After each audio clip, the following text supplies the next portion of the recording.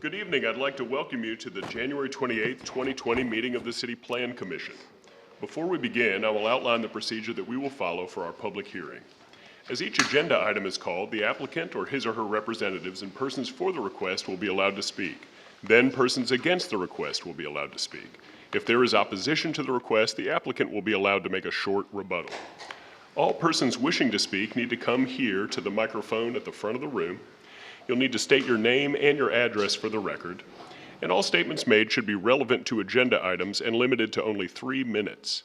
If there are several persons in favor of or opposed to a request, we encourage you to allow 1 or 2 persons to act as a spokesperson for the group.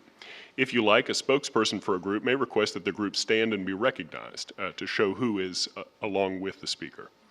While public discourse is very important to the Commission, we have to maintain order in the meeting so that all persons may be heard and city business may be conducted.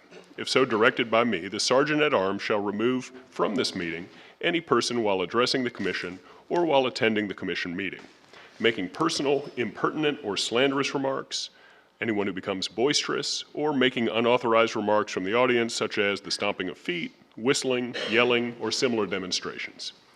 The Commission members have reviewed each of these items in a previous work session. The recommendations we make tonight to the City Council will be based on the work session and the information provided by staff, as well as any additional information presented here tonight. After completing the hearing on each item, the Commission will consider action on the item. The action taken tonight on these items will be in the form of a recommendation to the City Council. The City Council will also conduct a hearing on these items, and that will be held on Tuesday, February 18th, 2020 at 6 p.m. here in the Bosque Theater of the Waco Convention Center, 100 Washington Avenue. The record and recommendation of the Plan Commission and new testimony will be considered by the Council at that time.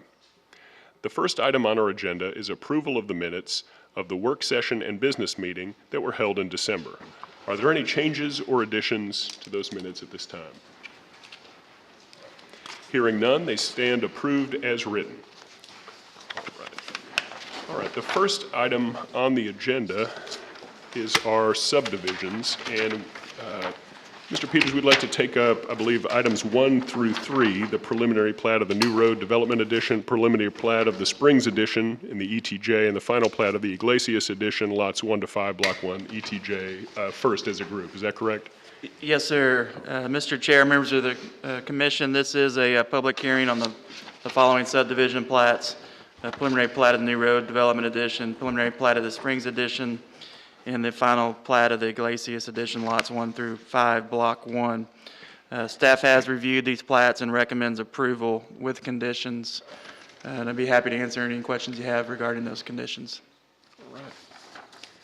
Is the applicant or his or her representative to speak on any of these plats? If so, please come forward and speak at the podium. Is there anyone here to speak against on any of, or in opposition on any of these 3 plats, items 1 through 3 on our agenda? Is there anyone who wants to say anything, whether, or have any questions on these 3? Okay.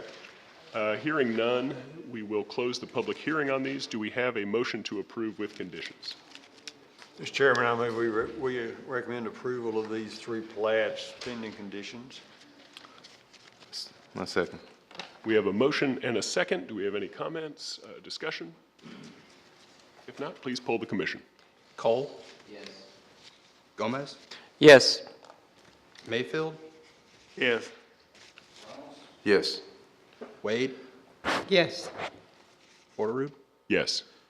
They stand approved with conditions. And then, Mr. Peters, we're moving to subdivision number 4, preliminary plat of the Landreth Garden Addition, a planned unit development.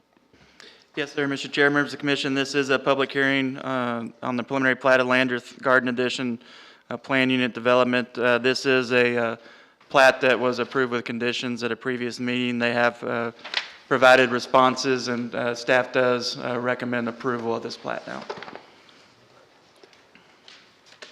Do we have the applicant or his or her representative here to speak on behalf of the plat here tonight? Is anyone here to speak in favor of it or in opposition to it? That is. Hearing none, we will close the public hearing. Do we have a motion to approve? Mr. Chairman, I move we recommend approval of this plat. Second. All right, we've got a motion and a second. Any discussion? Please poll the commission. Cole? Yes. Gomez? Yes. Mayfield? Yes. Ramos? Yes. Wade? yes, Bordered? Yes. All right, we wanted to, as a courtesy to those who had come to the December meeting on the abandonment, which is on our agenda, which was continued until this meeting, we wanted to move that specific item up to the front. That is ABD 19-6, our abandonment case involving Waco Creative Arts Center Incorporated. Mr. Peters, what is staff's recommendation in this case? Yes, sir, Mr. Chair, members of the commission, this is a continued public hearing on a request from Waco Creative Arts Center Incorporated for the abandonment of a .163 acres of a 20-foot alley known as Burnett Avenue between South 8th Street and South 9th Street and located also between Ross Avenue and Clay Avenue. Planning Services recommends approval of the abandonment request for a portion of that alley adjacent to the properties owned by the Waco Creative Arts Center only, which is a .082 acres. And there was an additional exhibit provided to you. That would be that yellow area on that map. Based on the following findings and conditions. The findings that public use of the right-of-way is not required for proper flow or traffic or for emergency vehicle access to the area. 2, utility access for surrounding properties is not adversely impacted by the abandonment of the right-of-way. And 3, the abandonment provides better development opportunities for the property surrounding the subject alley that's being abandoned. We do have 2 conditions. One, that a 20-foot wastewater easement shall be retained for the existing sewer line located in the alleyway or be relocated out of the right-of-way at the developer's cost. And 2, an ingress-egress easement shall be retained through the property connecting the remaining portion of the alleyway that's been removed from consideration on this request to 9th Street. And on that exhibit, that blue area would be where the easement would be retained that provides that connection through all the way from South 8th to South 9th Street. And can you restate the revised acreage on the request? It's .082 acres. All right. Is the applicant or his or her representative available to speak on this request?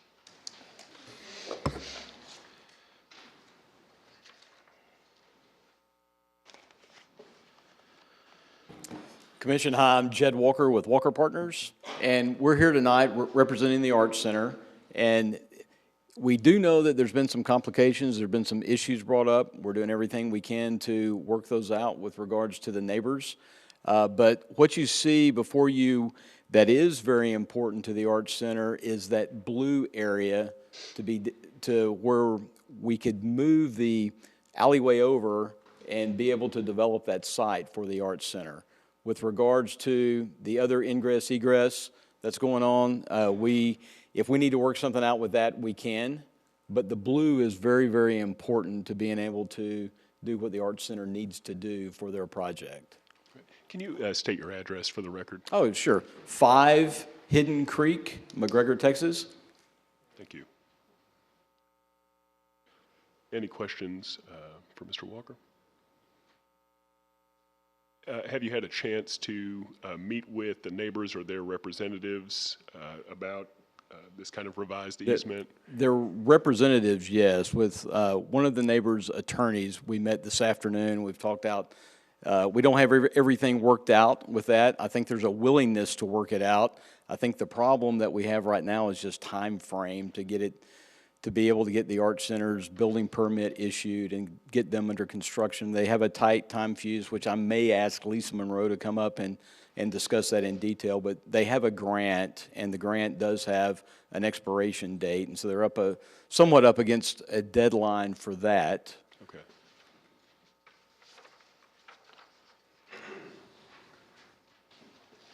All right, well, thank you, sir. We appreciate it. Thank you. Would anyone else like to speak in favor of this application?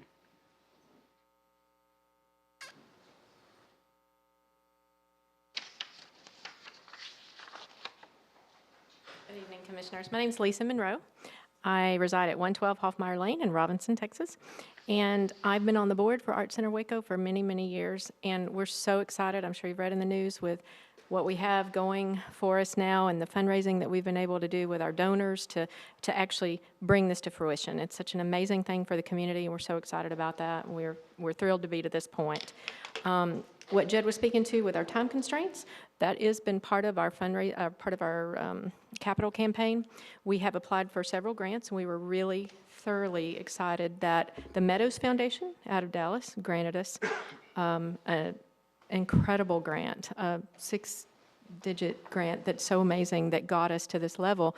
Their condition was that we move into our building in January. In order to do that, we need to get this permit submitted and through this process in order to get our construction permit to begin as soon as possible. So that's the time constraint. I'm happy to answer any other questions with regard. We feel like this is a win-win. I spoke to the church earlier just to make sure that, were there any questions. We were able to speak to another opposition, the attorney that's representing him, to try to work out, some issues that they may have. And I think we've come up with some good solutions. And this is just the next step in the process. Any questions? Just one little last thing, and I think that you can probably understand this. Our site plan with this, the traffic that goes through that property currently drives straight through that property at high speeds and just random cars.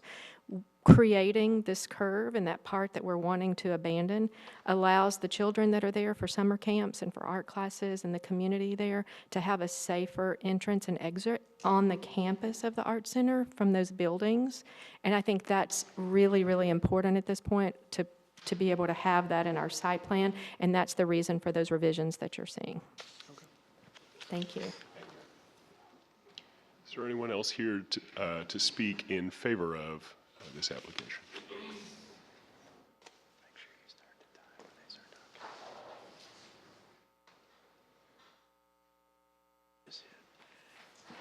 Good evening. My name is Jill Michaels.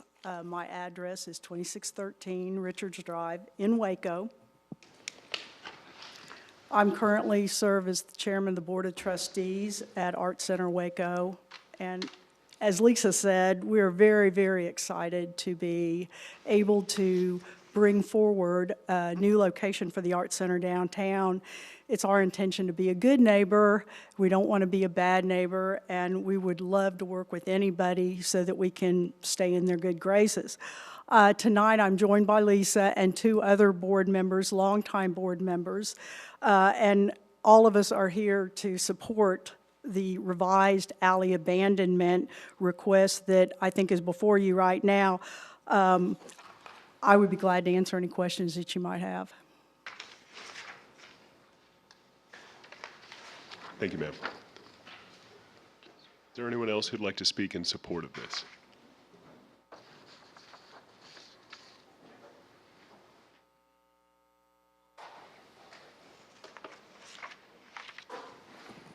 Hello, Commissioners. My name is Lance Magid, and I'm a business owner in town. I'm vice chair of the Art Center on their board, and I own a frame shop and an art gallery. It is super important to have this art center in this town.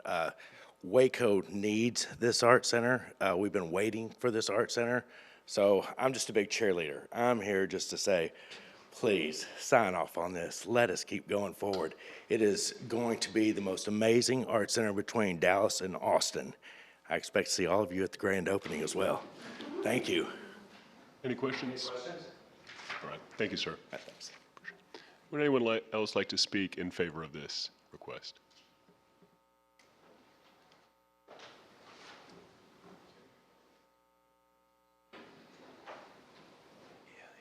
I'm Brian Stanton, 322 Rogers Hill Road, Waco, Texas, and I am past president of the board at the Art Center of Waco. And I too am very excited about moving downtown and having a safe environment for the kids. Any questions? I've got a question, I guess, for you or for anybody that can answer it. I don't think there's anybody here that's got a problem. I don't think we all want the Art Center downtown. I don't think that's a question. The question we're looking at tonight is apparently you have a grant that drops dead between now and next month. And there's still some things to be resolved. I mean, I need some confirmation. Yeah, this won't, you lose the grant if we have to wait a month, or no, you can afford to go another month.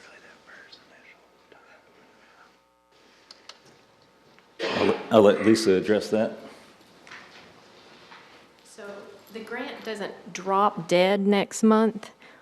It does at the end of the year if we are not occupying the Art Center. And in order to get the construction done before the end of 2020, we need to have our plat finalized and in the for city permit for construction. You have to have your certificate of occupancy by January 2021. January 1 of 2021. Yes. Okay. Thank you. Would anyone else like to speak in favor of this request? Okay. Is there anyone here who would like to speak in opposition to this request?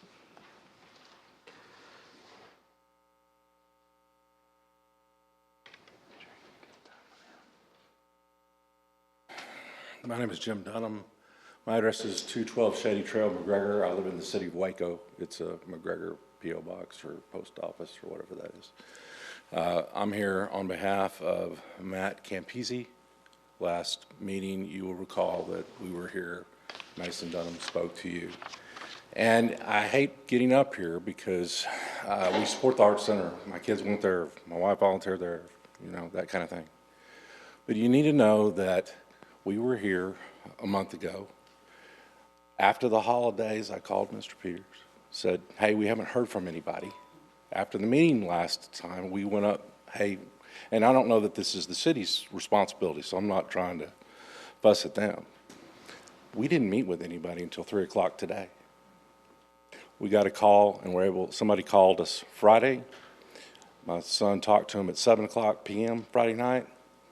We called him Monday, yesterday, whatever it is, morning, couldn't get anybody. I got a call this morning to talk about this.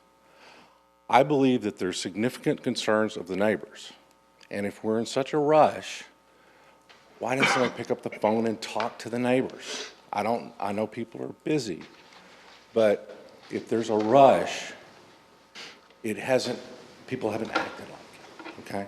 But I respect what they have to say. I was talking to Mr. Walker. I mean, we've been trying to talk about this since 3 o'clock. I dropped everything as soon as we were able to talk to him.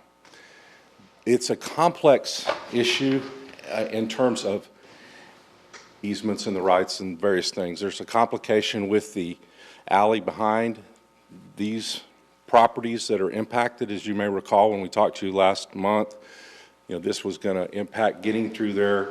We found out today that the city may have replatted and given the Art Center 10 feet of that piece of property without anybody knowing about it, or at least the neighbors knowing about it.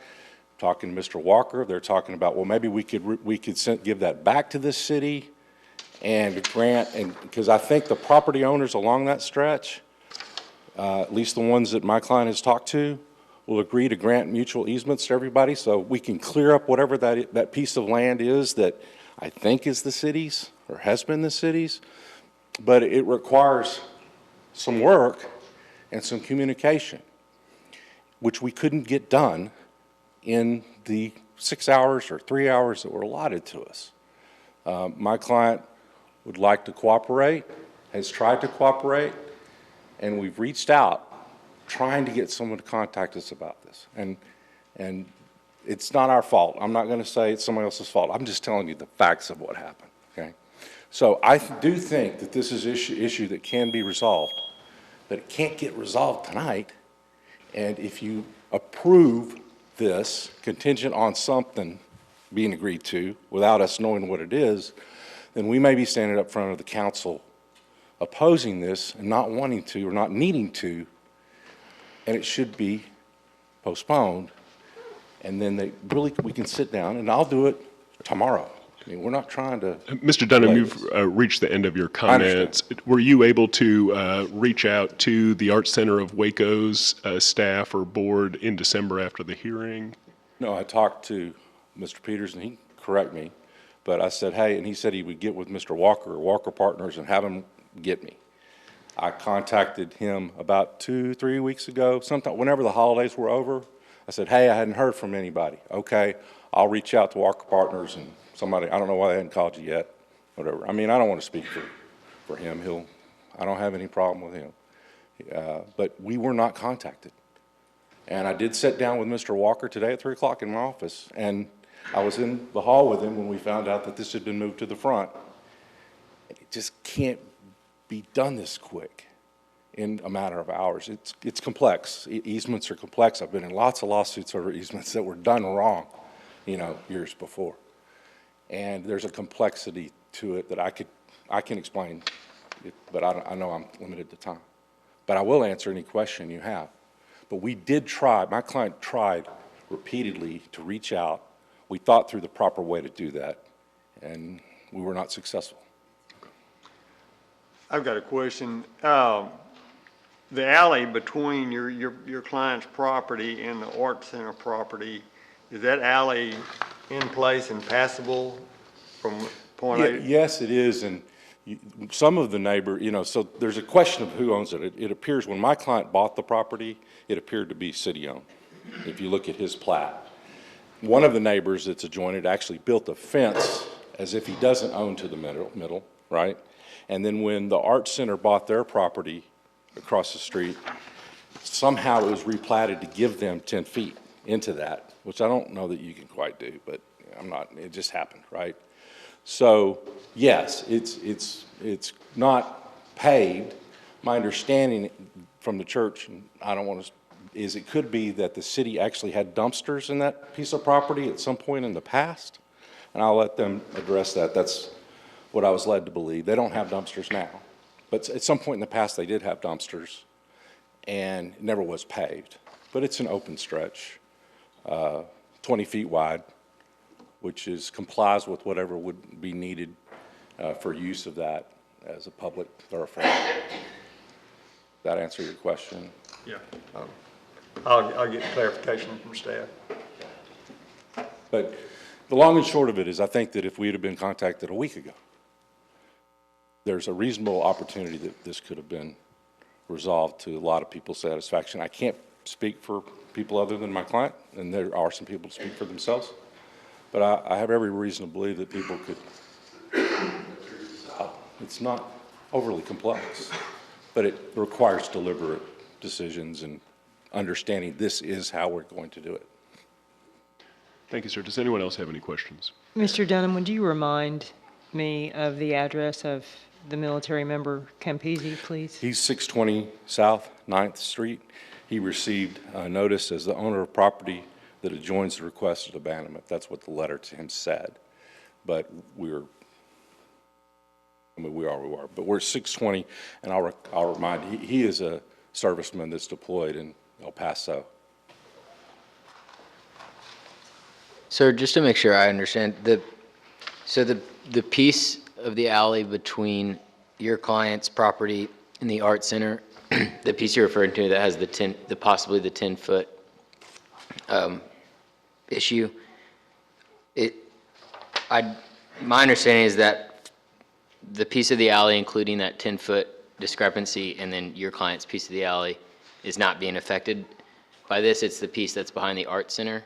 So just so I understand, is the worry the right angle that this creates versus a straight alley, or what is the access difference that y'all see? By restricting use of the access to the back of my client's property, and if you look at the map, you'll see that he's got a narrow lot, and the building, the structure on his building is sort of line to line, so you can't get around it. And so the back of the property is only functionally usable if you can get to it, right? And the restriction on his access is what is taking away his property right. Now, that said, I just talked to Mr. Walker. We were talking about how can this 10 feet that was somehow added to their lot when it was replatted in December or November of 19 be conveyed back to the city so that we can correct that, and then those property owners can agree on a mutual easement. Maybe it is still owned by the city and maybe not. We're having those discussions, and again, and it can be resolved. You know, I'm telling you, it can be resolved. It's just unfortunate nobody would talk to us until now. And you know, last time there was no proponents here, we didn't have anybody to talk to, and now we got 5 proponents. But we didn't get I'm telling you, we did not get a call till this morning, and I cleared my calendar. I said, we'll meet you. We would like to resolve this. But we do oppose that the council, I mean, the commission approving it subject to something we don't know getting agreed on. You know, I know you can't set another meeting. If you had the power, I'd say set a meeting next Tuesday, and you'll see me doing everything I can to have something with the I's dotted and T's crossed in a week. You know, but it will take a little time. All right. Thank you, sir. Are there any more questions for this gentleman? All right. Thank you. Thank you. Is anyone here as well to speak in opposition to this request?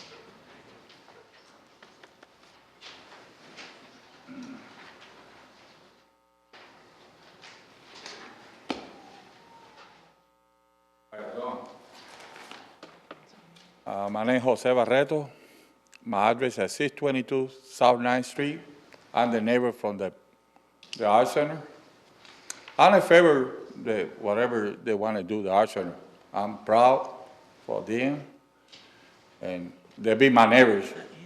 The only problem that I have, and the guy he was talking about, that we got the backyard, we need an asset to go to the back, you know.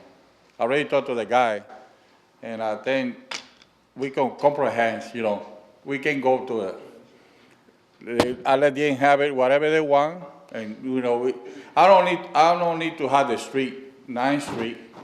We can go from behind 8th Street, behind the church, and get to my area. You know what I mean? They can have half the street for their need, and they block it, or whatever they want to do, or whatever y'all want to do, you know? But we need an asset to get in the back. I think from behind 8th Street, we can get in the street, you know, beside the church, in the Art Center, we can get it to there and be fine with me. I think I talked to the other guy, he called me today to my house, and we agreed to get you and the Art Center the okay. I'm happy. I'm not going to block you, and I don't want to do, no, I'm not that kind of person. I'm for I love Waco, I like to everything prospect. Whatever y'all want to do, they don't give me access to get to my back and my yard, happy with me. I think my neighbor is the same way. Thank you. Any questions for this gentleman?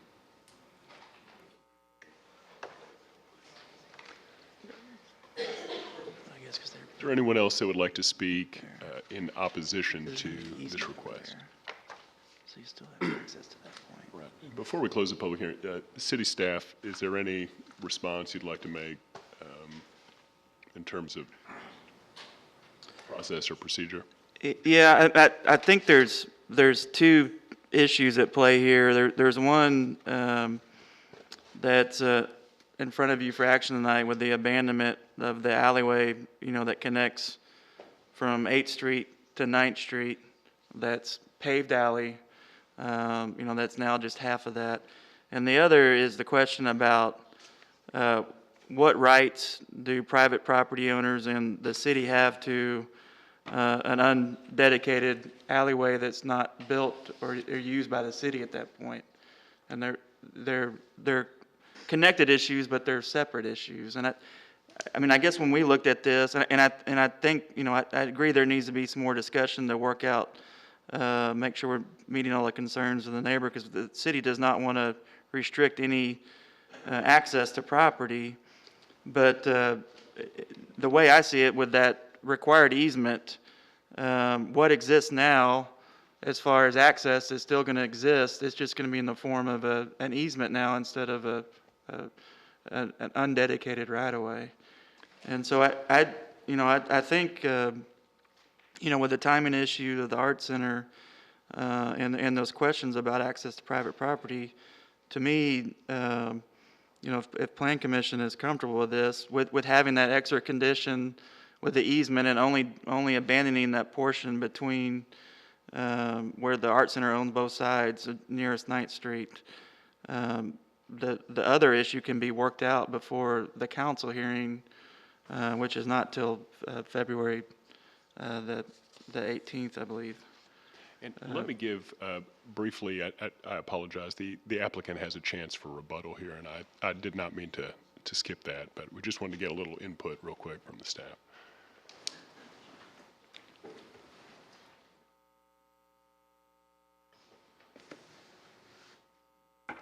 Well, as unorthodox as it may be, if you all do approve this tonight, you have my word that we will continue to work with the neighbors and come up with a resolution. The 10 feet that the Art Center has that goes out to the center of the perpendicular abandoned or old alleyway, that can absolutely still be ingress egress. We can dedicate, we can record an ingress egress easement there. That's not an issue to the Art Center. The important thing for the Art Center tonight is what's in blue that Clint was describing, to get a proposed ingress egress easement moved over so that the Art Center can develop their tract with the site plan. I don't even know if you all have seen it or not, but it is important for the site plan to be able to move what's being used as an alley today over into the area that's blue. But you do have our word that we will meet with them. We're not going to put a blind eye to it. We will meet with them and we will work something out that's mutually agreeable. Any questions for the applicant?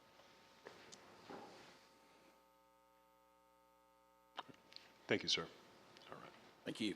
I'm sorry. Any questions for city staff before we close the public hearing? All right. Hearing none, we will close the public hearing. Do we have a motion?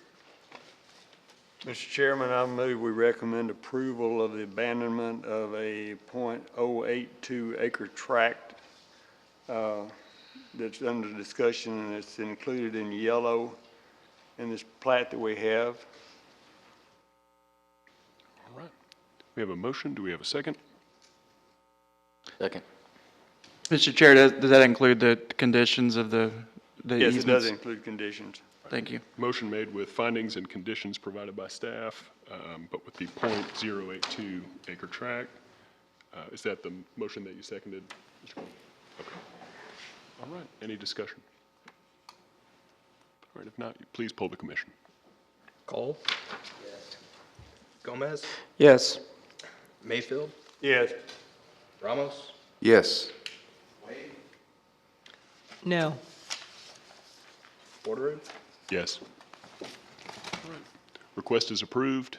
Motion carries. We will now move to the order of our zoning applications and take up number 5, which is Mark and Elizabeth Ayers, 3201 Windsor Avenue, special permit for a short-term rental type 1 in an R1B district. Mr. Chair, before we start this case, the first 5 zoning cases, which are number 5 through 9 on your agenda, are all special permits for short-term rentals and have the same findings. So I'd like to read those findings in the record first and then go through all the cases individually. The findings and recommendations are for approval of the special permit subject to the special provisions and conditions and based on the following findings. 1, the proposed use is consistent with the comprehensive plan. 2, the proposed use is compatible with the appropriate and orderly development of the area in which it is located. 3, the proposed use will not be more objectionable to neighboring properties because of traffic congestion, noise, fumes, vibrations, or any other characteristics than any use permitted in the zoning district without the grant of the special exception. And 4, that the available community facilities and services, including the road system providing access to the proposed use, are adequate for the proposed use. So for item 5, this is a public hearing on request from Mark and Elizabeth Ayers at property located at 3201 Windsor Avenue for a special permit for a short-term rental type 1 in R1B zoning. We did mail out 16 notices and had 0 return. And then Planning Services does recommend approval based on the findings and conditions that I just read into the record. Is the applicant or his or her representative available to speak in favor of the application? Yes, sir, if you please state your name and address. Mark Ayers, 3201 Windsor Avenue, Waco. We're here to answer any questions you might have. Have any questions on number 5, Z20-1? Thank you, sir. Is there anyone else here to speak in favor of this application? Anyone here to speak in opposition to this application? All right, hearing none, we will close the public hearing. Do we have a motion? I move that we approve the special permit subject to the special provisions and conditions and based on the findings of staff. A second. We have a motion and a second. Do we have any discussion? Please poll the commission. Cole? Yes. Gomez? Yes. Yes. Ramos? Yes. Wade? Yes. Porter? Yes. Motion carries. It is approved. Moving now to 6Z-20-2. Margaret Kane, 6205 Sydney Drive. Mr. Chair, members of the commission, this is a public hearing on a request from Margaret Kane at property located at 6205 Sydney Drive for a special permit for a short-term rental type 2 in R1B zoning district. We mailed out 13 on this one, had 2 returned in opposition. Planning Services recommends approval of the special permit subject to the special provisions and conditions and based on the findings required for granting of a special permit per section 28-122 of the zoning ordinance. See, is it the applicant who's here to speak in favor? I'm Margaret Kane, address 5417 Edinburgh Drive, Waco, Texas. Representative for Mark Kane, who currently lives in Sydney, Australia. We'll be back in the United States in about 10 months. Here to answer any questions that you may have. Any questions for the applicant? Or anyone else here who would like to speak in favor of this request? Is there anyone here who would like to speak in opposition to this request? All right. Seeing none, we will close the public hearing. Do we have a motion?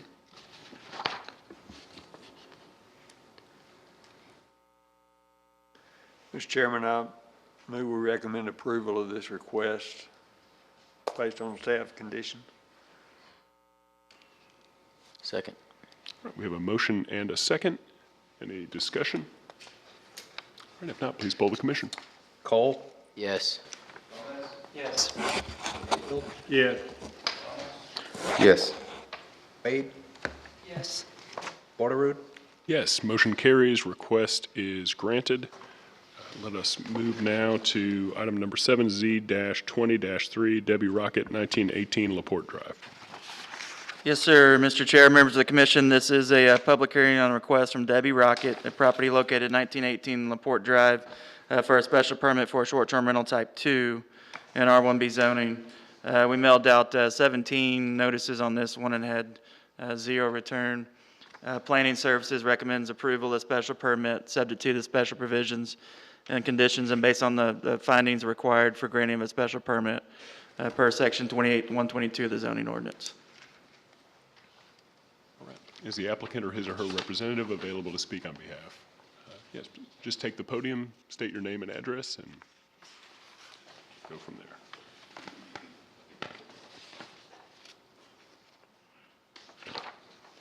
Hello, my name is Debbie Rocket, and this is for the property 1918 LaPorte Drive, Waco, Texas. Do we have any questions for the applicant? Is there anything you'd like to say, or you're just here to answer questions? No, I don't really have anything. I hope you can grant it. All right, thank you, ma'am. Is there anyone else who would like to speak in favor of this request? Anyone who would like to speak in opposition to this request? All right, hearing none, we will close the public hearing at this time. Do we have a motion? Yeah, I motion that we recommend approval based upon staff's finding. Second. Second, any discussion? Please poll the commission. Yes. Gomez, Yes. Mayfield, Yes. Ramos, Yes. Wade, Yes. Yes. Motion carries. Request is granted. Moving to number 8, Z-20-4, Ms. Debbie Rocket again, this time 2312 Glendale Drive. Yes, sir, Mr. Chair, members of the commission, this is a public hearing on a request from Debbie Rocket at 2312 Glendale Drive for a special permit for a short-term rental type 2 in R1B zoning district. This one, we mailed out 22 notices and had 0 return. Planning Services does recommend approval of the special permit, subject to the special provisions and conditions and based on the findings required for granting of a special permit per section 28-122 of the zoning ordinance. Am I assuming you're the same person that just spoke earlier? Debbie All Rocket, right. yes.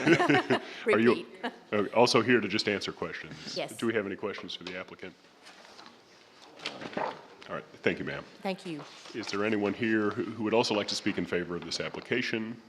Is there anyone here who would like to speak in opposition to this application? Hearing none, we'll close the public hearing.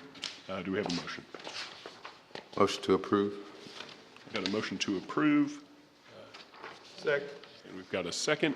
Any discussion? All right, please poll the commission. Cole. Yes. Gomez, Yes. Mayfield, Yes. Wade, Yes. Porter, Yes. Motion carries. The request is approved. Moving now to number 9, Z-20-5, Bridge Community Holdings LLC, 2124 Bosque Boulevard. Mr. Peters? Yes, sir. Mr. Chair, members of the commission, this is a public hearing request from Bridge Community Holdings LLC on property located at 2124 Bosque Boulevard for a special permit for a short-term rental type 2 in R1B zoning district. We mailed out 20 on this one and had 1 return in favor. Planning Services recommends approval of the special permit subject to the special provisions and conditions and based on the findings required for granting of a special permit per section 28-122 of the zoning ordinance. Thank you, sir. Are you here as the applicant or the representative to speak in favor? All right. Cohagen. I'm with Bridge Community Holdings.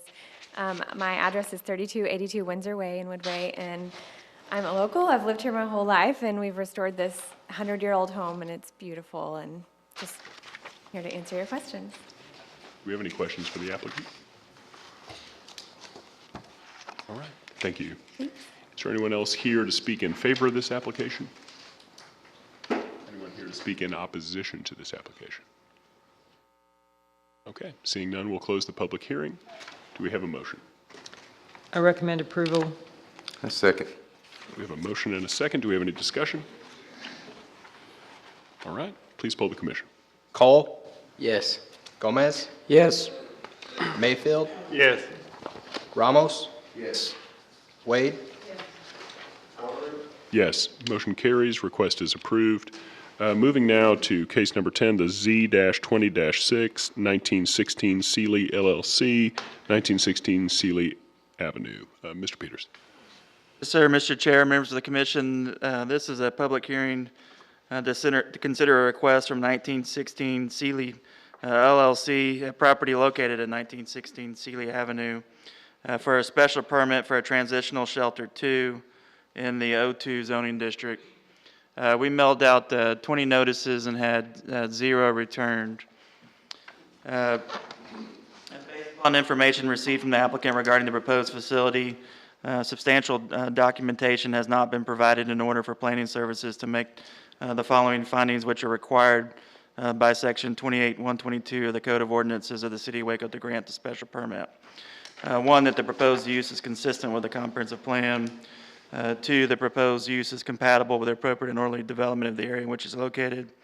3, that the proposed use would not be more objectionable to neighboring properties because of traffic congestion, noise, fumes, vibration, or any other characteristics than any use that are permitted in the zoning district without the grant of the special exception. Excuse me. Therefore, Planning Services recommends disapproval of the special permit request.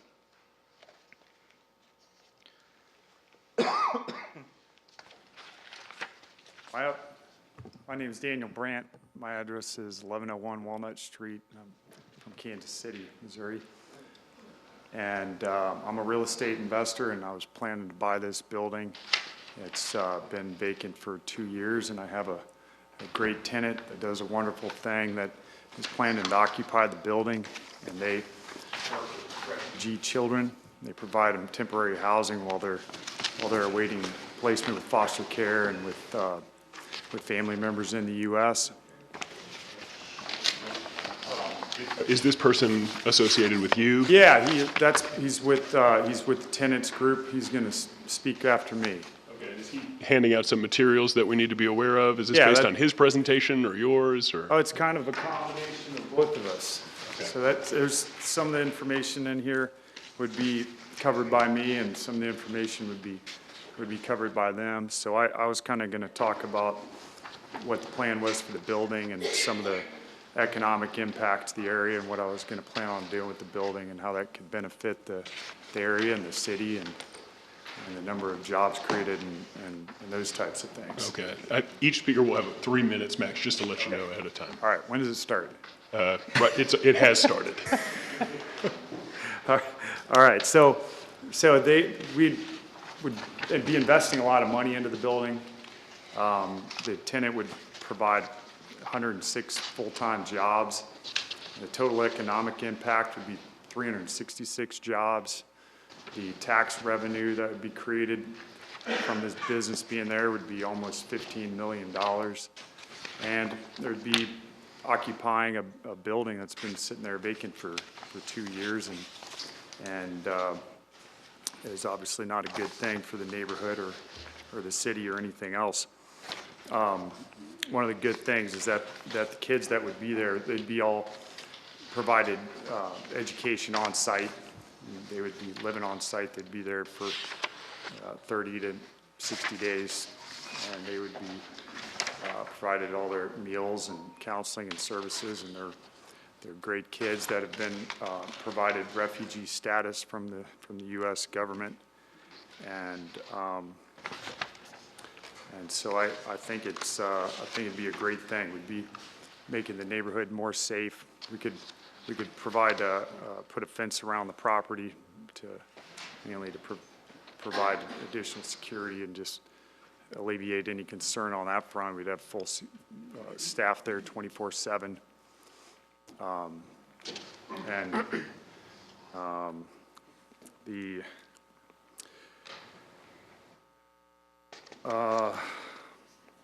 Not sure what else to mention on the economic benefits. I was gonna pass it off to a couple of my associates now.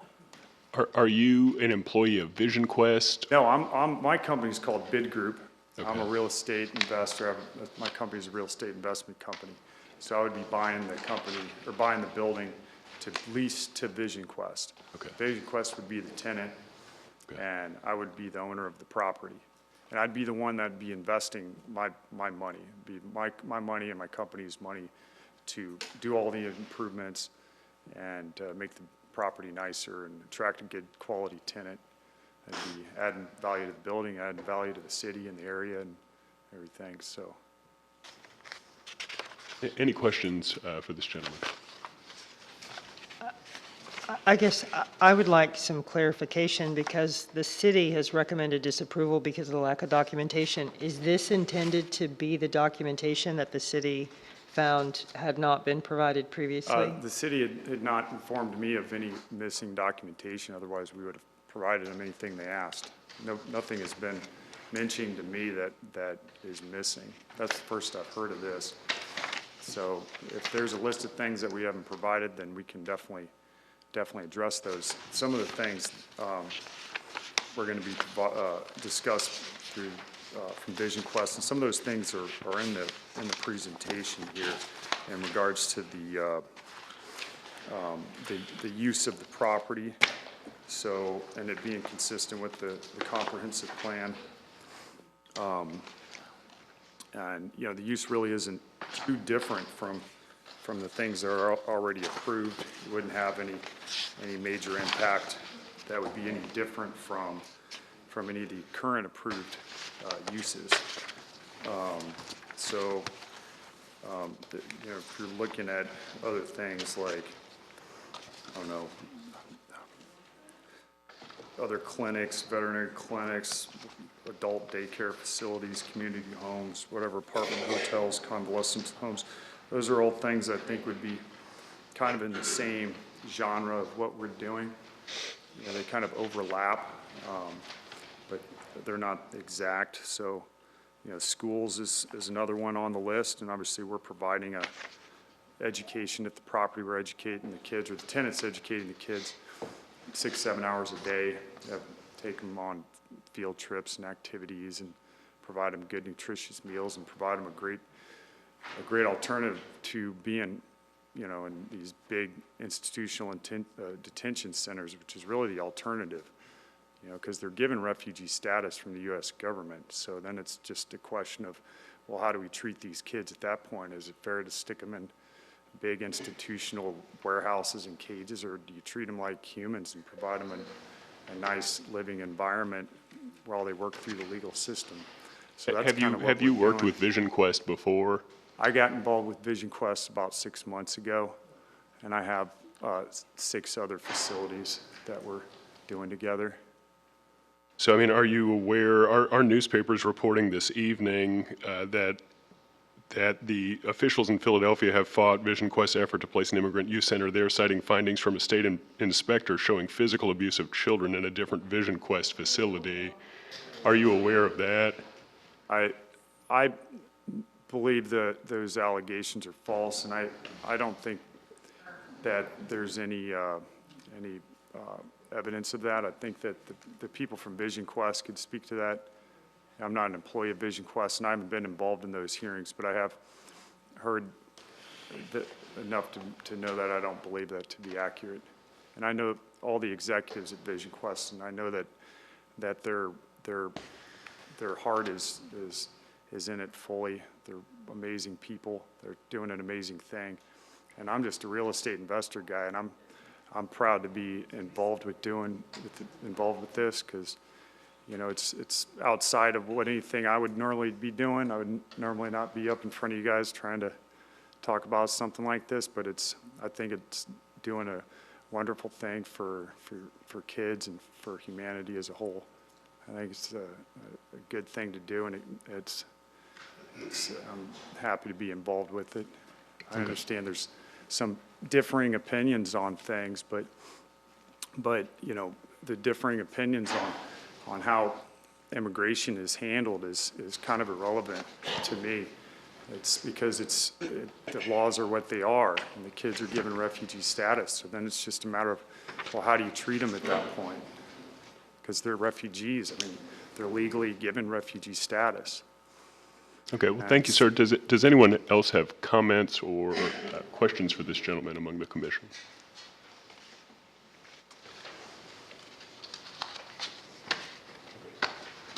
Thank you. Is there someone else whose turn it is to speak? Good. He's been very instrumental with speaking with the neighbors in the neighborhood and going around door to door. And I would have joined him, but I just had surgery, and I am recovering from that. So okay. He was going to speak to that front. Thank you, sir. Yes, sir. Would you state your name and your address for the record? My name is Kevin Vodder. My address is 12718 Secret Forest Court, Cypress, Texas. I've worked with both the owners. I am the real estate broker working with the property. One of the things that I have done is I have gone throughout the Carver neighborhood, and we've actually gotten a total of 71 signatures in favor of the property being used as a temporary shelter for children. Keep in mind there's some great things that are going on here. The starting wage is going to be $15 an hour plus benefits. The community, at least the community members that I talked to, seem to be in favor of a vacant building being occupied again. And they also seem to be in favor of, the group caring for children. That's what this facility is going to be utilized for, and reuniting children with their families. So those were the things that really impacted the individuals that I talked to. And like I said, I talked to 71 individuals. I didn't get a single person that told me, no, we don't want to see this. No, we're in opposition to this. Don't bring that facility here. Out of everybody that I talked to. Right. Thank you. Were you able to explain the difficulties that Vision Quest has had in other cities due to the abuse allegations to those neighbors? No, I did not. You're the individual who procured these signatures? Yes, I procured the majority of them. In addition, we did host an open house, or opened the facility up this past Saturday for anybody that wanted to stop by. And, we did have a few people that stayed and talked with us for hours about everything that was going on. Just to make sure we understand the timing component. Yes. Like you may have heard in past cases, is there any big reason why approval or disapproval tonight would affect your plans versus possibly getting more input and working with the city closely enough to get an approval recommendation and then coming back to the council? As far as the exact timeline for approval, I know that they're looking to try and open this facility. I believe the projected time is in August, but they do want to make some repairs and improvements to the property. The key thing here is the property is going to be improved in better condition. It's in good condition now, but it'll be in better condition, before then. So they will need, the time to get that building up to par. But I think I'd have to let somebody else in the group speak more to the time frame. Any other questions for this gentleman? All right, thank you, sir. Thank you. Is there another person that's ready to speak on behalf of the request?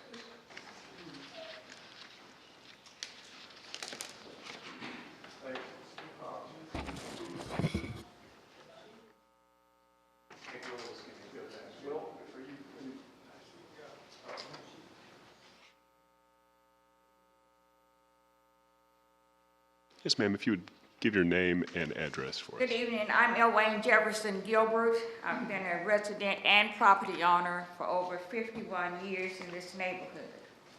I see that it would be positive usage of the building. The activities would be there on campus. There would be security, close monitoring for the residents, and also there shouldn't be any fear in the neighborhood. There should be on-site schooling, so this would not affect La Vega District. There would be employment opportunities for teachers, social workers, child care workers, cooks, custodians, and whatever employees are needed. I don't think it would be a negative effect on the neighborhood. It will be 90-day placement center for young boys until they are united with family. And they must follow state and federal guidelines. So I don't see anything negative that would come from having these young people in the area. Thank you. Are there any questions? I'm sorry, what was your address?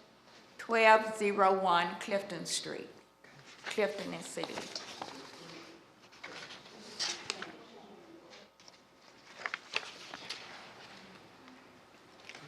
Thank you, ma'am. Is there anyone else who would like to speak in favor of?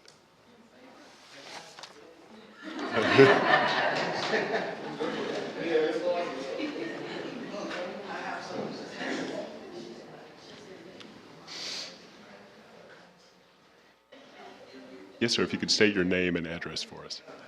Yeah, my name is John Cody, and I live at 1446 9th Street in Winnie, Texas.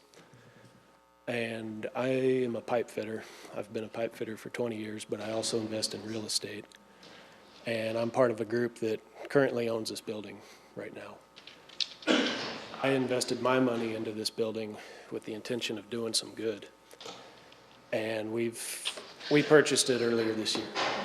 And our intention was to use it as a residential assisted living facility. And we faced obstacles, and every hurdle that has come at us, we've overcome. We've redone the wiring, redone the plumbing, redone everything that, as far as I know, everything that we've known was a problem, and everything that the city has presented us with. We've spent over $500,000 getting this building ready. And, you know, whatever else needs to be done, we need to be aware of it. As far as I know, we've done everything we've been told to do. Any questions for this gentleman? So I just need to clarify, because again, it says that the information received was inadequate, and you're saying you had no idea that the information was inadequate until right now? That's the first I've heard of it. Okay. And if I may, I can also vouch for, I didn't talk to any of the people of the 71, but I was present on many of these, and people really did light up when we told them that something was going on in their neighborhood that had the potential to create jobs. Just from my standpoint, I don't think anybody's said that you can't do what you're talking about doing. It's just that they're saying, and I'm not going to get into whether you knew or didn't know, but just quickly looking through what we've been given, it's a restatement of city ordinances. It's very general, it's very broad, has very little to do with a specific situation. And what staff has asked you to do is be more specific. And that's where we are right now. And until you do that, we really are having a hard time just approving it. Okay. Is there someone we can communicate with that can tell us what we're lacking? Mr. Peters, is it fair to say that the city felt that the information provided was inadequate because in terms of operations, or what would you say was kind of the inadequacy? Yeah, so, and we did, you know, stress this several times with the applicant about the required findings for any special permit, and y'all have heard those before in many cases, but, you know, the information that was provided with the application, in my opinion, was more general information about Vision Quest and the program. It was not specific enough to the site and did not address some of the issues with the site and how the facility would be operated for us to make a recommendation that it met those criteria for the special permit.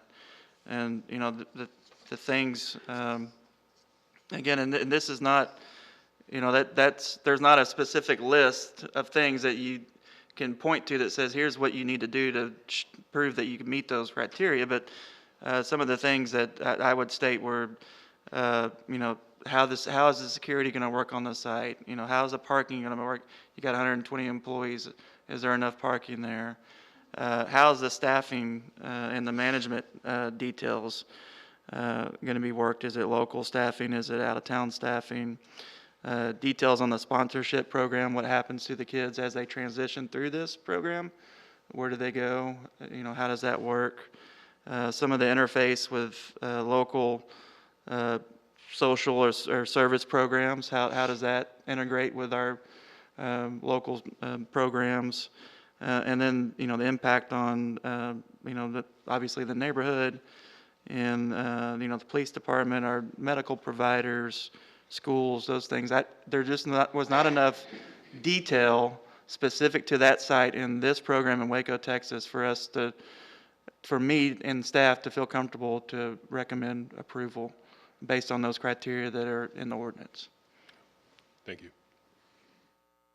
Any other questions for this gentleman? All right, thank you, sir.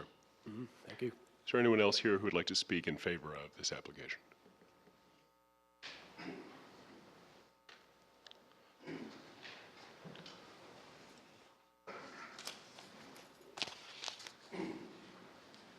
two speakers here on behalf of Vision Quest. Will Cox is my name, 1618 8th Avenue, Brooklyn, New York is my address.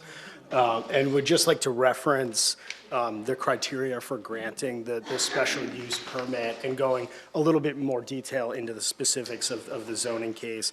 As we've discussed here, the property is located in an O2 zoning district. Some of the approved uses within the O2 zoning district include multifamily dwelling, schools, house of worship, clinics, lab services, child care facility, adult daycare facility, licensed group home, hospital. These are all uses that are very similar and analogous to the proposed use by Vision Quest. So just a point that they're very similar to the existing approved uses as outlined in the application. Then going to our approved special uses within the O2 district, we have Shelter 2, which we believe the Vision Quest proposed use and which was provided in the application package, we would fit under the transitional shelter number 2 use. To grant that transitional shelter 2 use, we must fit within 5 criteria laid out in the criteria for granting a special use permit, which you previous referenced. The first of which, is the proposed use consistent with the comprehensive plan? Well, we believe there's a significant economic benefit to taking a unoccupied vacant building onto the property tax rolls, and I think we can all agree that's consistent with the comprehensive plan, number 1. Number 2, the proposed use is compatible with appropriate and orderly development of the neighborhood in which it is located. We've received signatures from the neighbors that they're in support of that. We've included evidence of appropriate security protocols that would make sure that that is appropriate and compatible with the use there. Third, the proposed use would not be more objectionable than a use that is permitted there. As I went through in the O2 uses, there's not much difference in how this use would be different than a hospital, adult daycare, or child daycare facility. Number 4, available communities, facilities, and services, including road systems, are adequate to support the proposed use. There will be 106 employees. As we included the application, they will be working on a 3-shift basis, an estimated of 35 to 40 automobiles associated with each shift. There's more than enough space and will not incur any additional traffic to the community. And 5, the proposed use is consistent with the special district regulations. As I went through earlier, we fit within the transitional shelter 2 definition, which is an approved special use within the O2 district. In conclusion, I believe we meet all 5 criteria within the special use permit provided in the application. Are there any questions for this gentleman?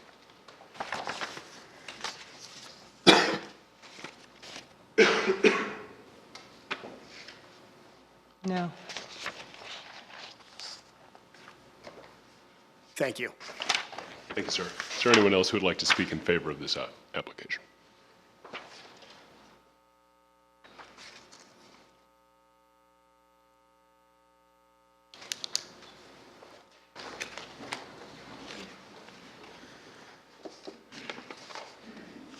Good evening. My name is Harold Arant. My address is 201 West Chatham, Belleville, Texas, about 2 hours south of here.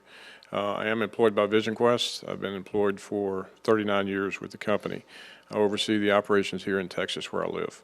So I'm here to answer any questions or any detail about the staff we're going to employ, any security issues that way, what we intend to use the facility for. It's been kind of laid out what we're going to do. We have contracts with ORR, Office of Refuge and Resettlement, to shelter, short-term shelter these children.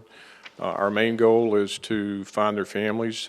We have 90 days to do that in. We currently operate other programs very similar to this. We have a high success ratio of reuniting these children with their families. If we aren't allowed to do that in 90 days or we can't accomplish that, then these children go to long-term shelter care in the country. This is shelter care. We will be employing counselors, therapists, case managers, nurses, school teachers, and child care workers. We would have awake people 24 hours a day. We would have, it's about a 1 to 8 ratio per child. We plan to make it a very homey environment for these children. We have a great facility.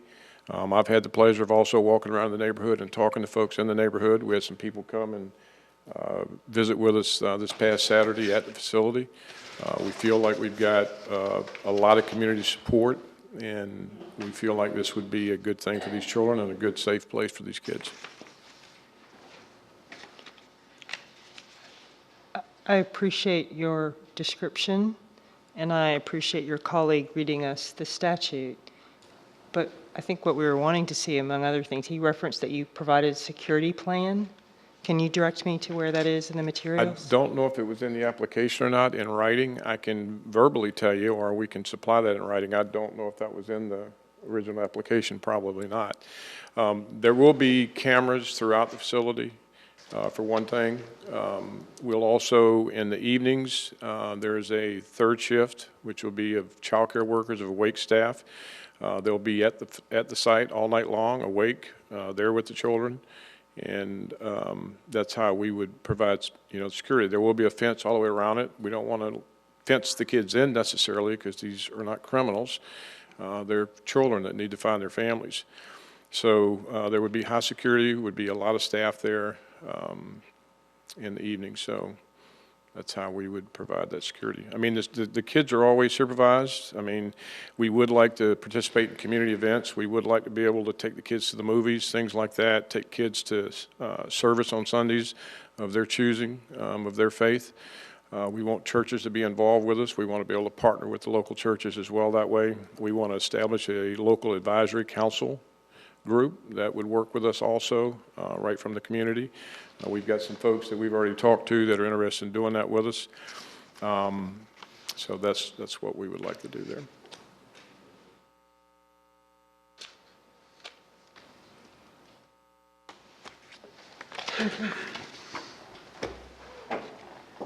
Thank you, sir. Yes, sir. Is there anyone else here who would like to speak in favor of this request?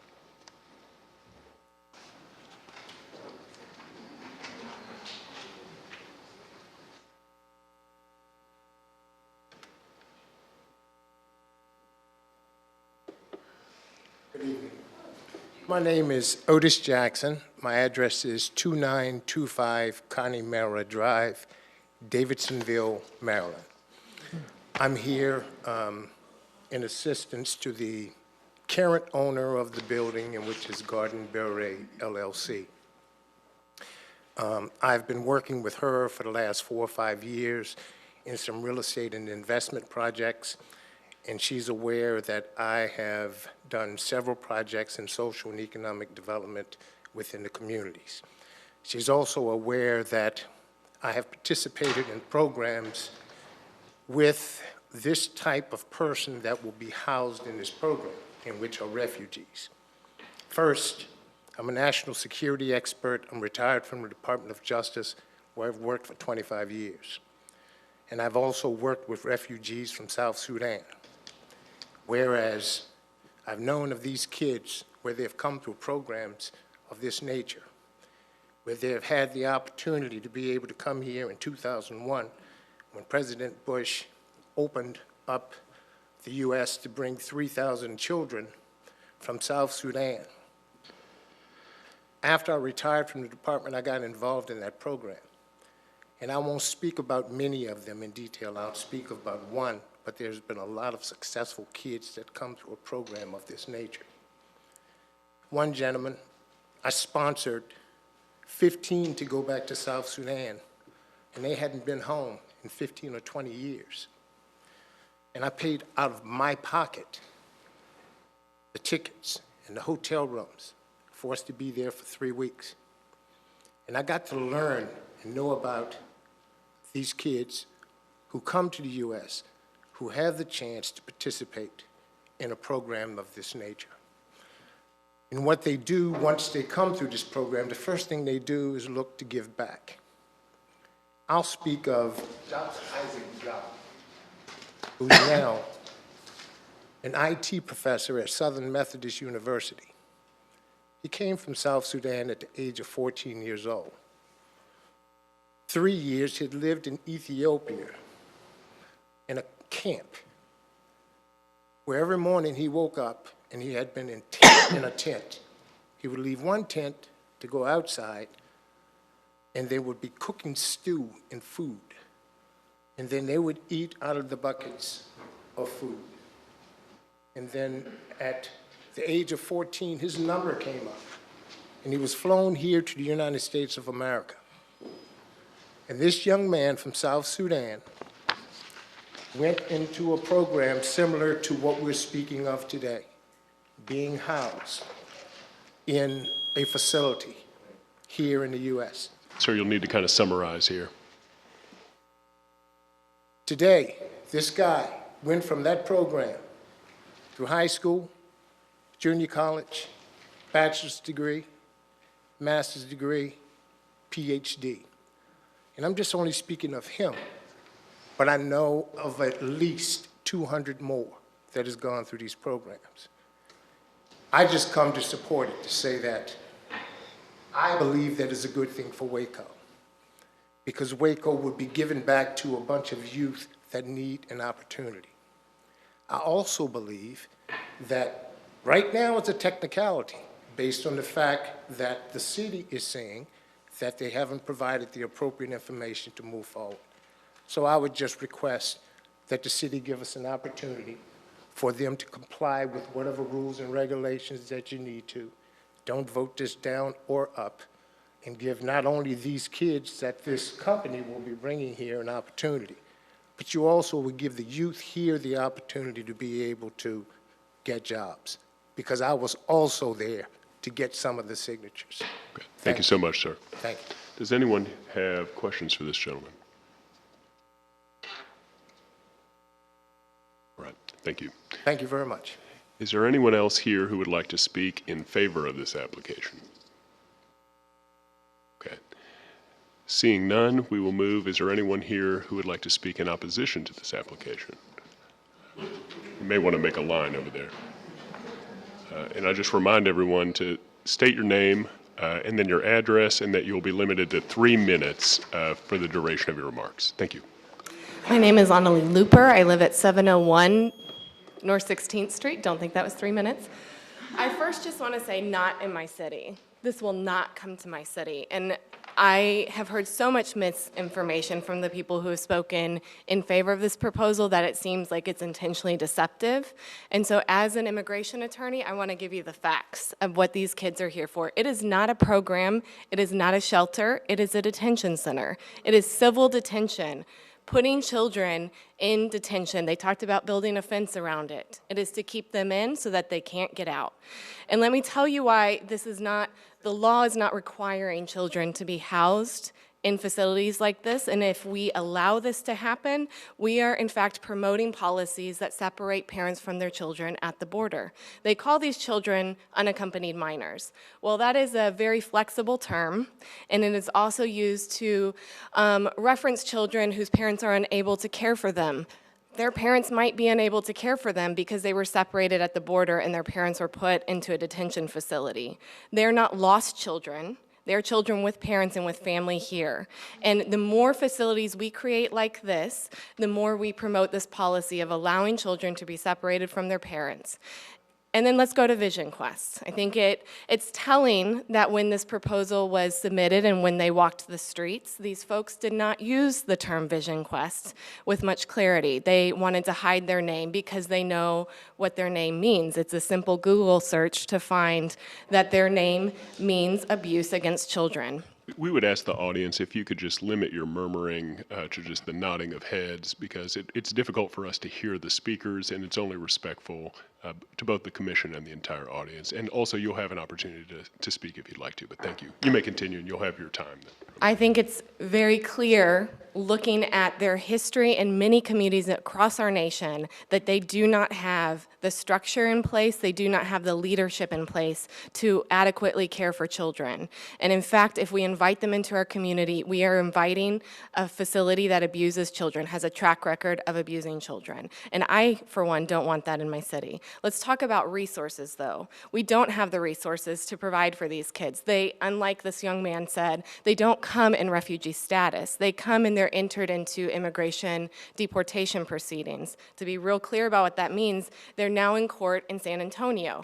I am the only full-time bilingual immigration attorney in our city. I cannot help these children. I cannot provide more resources for 88 children coming to a facility here. They will be here without legal resources. They're going to be here without adequate medical care because all of the records show that Vision Quest is not providing proper care for these children. So again, I just say, not in my city. The people that have come to speak aren't living here. They might come in and out every once in a while, but I think there's a large group of us here in this city that will be here every time that this issue comes up, and make sure you know that our city does not want this. Thank you.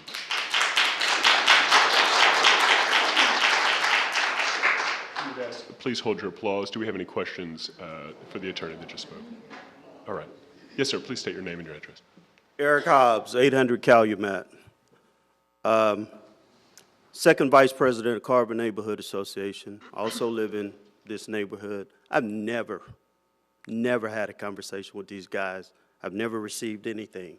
The Neighborhood Association, we've never seen them. We've never heard of them. Now, with that being said, confinement. Let me give you some facts about East Waco, the east side of town. MHMR Crisis Center, East Waco. Bill Logue Juvenile Center, East Waco. McLennan County Jail, east side of town. Truancy Center for WISD, east side of town. Juvenile Center, Mart, Texas. Do we want any more confinement in East Waco? We don't want you. Now, that's a fact in East Waco. I live here. I'm not from New York, don't live in Cyprus, don't live in all these other places. A broker show up in here and tell me what we want in East Waco. We don't want it, guys. That's not where we want to go. We want to go in a total different direction. And I'm going to ask the city to purchase this property. We have homeless children right here in Waco. We need to take care of our own. We need to work together. I didn't even read what was on my paper, but that's okay. Again, I haven't heard from these guys, never heard from them. I live in the community. I don't know who these 71 people are. They're not part of the neighborhood association, apparently. So we're here to let you guys know something is not right. I don't want to say somebody lying, somebody just not telling the truth. Thank you. Thank you, sir. Do we have any questions? Questions? Thank Okay. you. Thank you. Hello, my name's Hope Mustakim, 1024 North 44th Street, Waco. I'm the executive director of the Waco Immigrants Alliance. I've been doing immigrant advocacy work, criminal justice reform work, any type of work that decriminalizes people of color and the poor. And so I've been here for 10 years. I have a master's in social work community practice from Baylor. And so I work with immigrant families day in and day out, every day. It's literally my full-time job.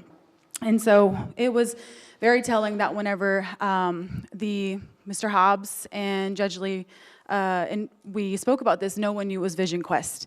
Immediately, if I would have heard Vision Quest a week ago, I would have immediately said, H no.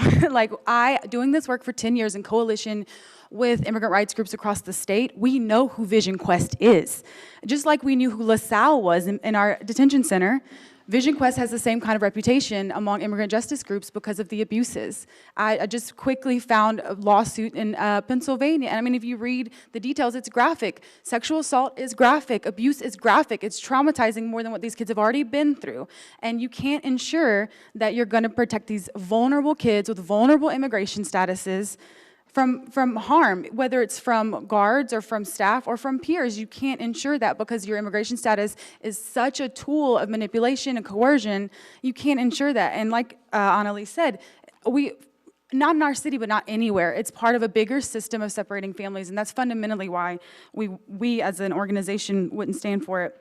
You've already done your research. You've heard Philly, Albuquerque, Pennsylvania, Los Angeles, and San Antonio just shut one down last year. colleagues of mine in San Antonio worked hard. And you have my commitment, much like Ms. Looper said, I will be here at every turn, questioning, probing, protesting. It's literally my full-time job. Look up LaSalle Corrections, look up the Jack Harlow Detention Center, look up the Waco Immigrants Alliance. Guys, you don't want to be here, okay? Second of all, prisons also bring jobs. You can't go around the community, not tell anybody about Vision Quest, and then get people to sign on to something when they don't know the whole story. I think if people understood what that company is like, I don't think you would have had so many people advocating for it. Yeah, and that's all I wrote down. Any questions? Thank you so much. Thank you. Yes, sir, if you would state your name and address. To the chairman and board members, I am James Elliott. I live at 1817 Lewis Street, that's Louis, Waco, Texas 76705, and I am the past president of the Sharondale neighborhood. And the same, I've never heard of these people, but we have been fighting this facility for a long time, and you all know that. And I'm not going to repeat what the last gentleman said. We have everything on the east side of Waco. Waco is bigger than this. So we don't want it here, but like the last person said, first they shouldn't have been separated from their parents. They need to make sure they get them back. And he was talking about all these jobs. I don't know what kind of training they will get, but if they are, I don't know what nationality they are, but it's in East Waco. Now, if they are Spanish-speaking or whatever, Guatemala, wherever, there are no jobs for these people because they don't speak the language. But so they have to be treated. But what I'm saying is that we do not need it, and I love children. I taught high school for 36 years, and you don't teach 36 years and don't love children. But I think that this facility need to go someplace else. But I have one other thing. I taught agriculture. If they have these young people, they need to go out on the Golson Road or 84 and build something out in the area where they can stay busy. They wouldn't want to leave, and they'd be tired. Raise some crops or some cattle or chickens. And that's what they need to do with this. And I know because I taught, and not only that, it would make them better people to put them around animals, and those animals calm them down anyway. Thank you. Thank you, sir. Any questions? All right. Yes, ma'am, if you could give us your name and address. Hello, my name is Grecia Chavira. I am an immigrant from Mexico. I'm also a second grade bilingual teacher here in Waco ISD. I teach all of the students that have that are immigrants or their parents are immigrants, and I have firsthand seen the broken immigration system affect not only my life but the life of my students. I have seen what being isolated from their family does to them. I have students who have childhood depression because of the fear of being separated from their parents due to their immigration status. I have a student who came to me in August from a detention center where he was separated from his parents. I can tell you the effects have a long-lasting trauma in him, and that's setting him up for the rest of his life. He has learning difficulties. He became illiterate after being in a detention center, which is essentially what Vision Quest is trying to bring to Waco.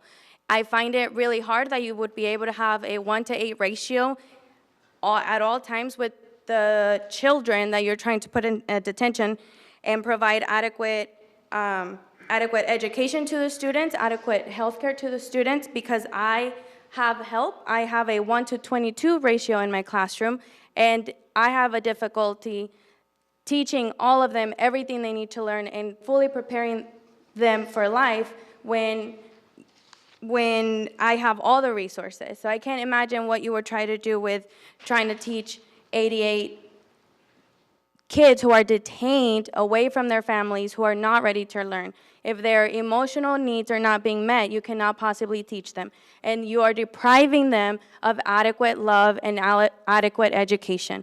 That is inhumane. It is inhumane to put kids in detention center, and you're ruining the rest of their lives. I have seen my student who was in a detention center, he was jumpy, he was violent, he was depressed, he couldn't read, he couldn't do math, and only now is he coming out of his shell. And it has taken us 4 months, 5 months to get here. And that's one-on-one attention with super heavy intervention.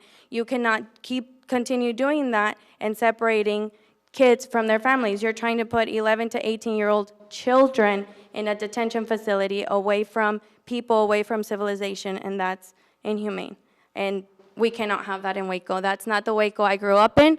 I live on Colquitt now. I grew up in Waco all of my life, and that's not the Waco I knew. And I hope that's not the Waco we become. Thank you, ma'am. Yes, sir. Please state your name and address. Clock started already before I got here. Good evening, ladies and gentlemen of the Planning Commission. My name is Judge James Lee. I'm the Justice of the Peace Precinct 2, McLennan County. I'm also the first Vice President of the Carver Neighborhood Association.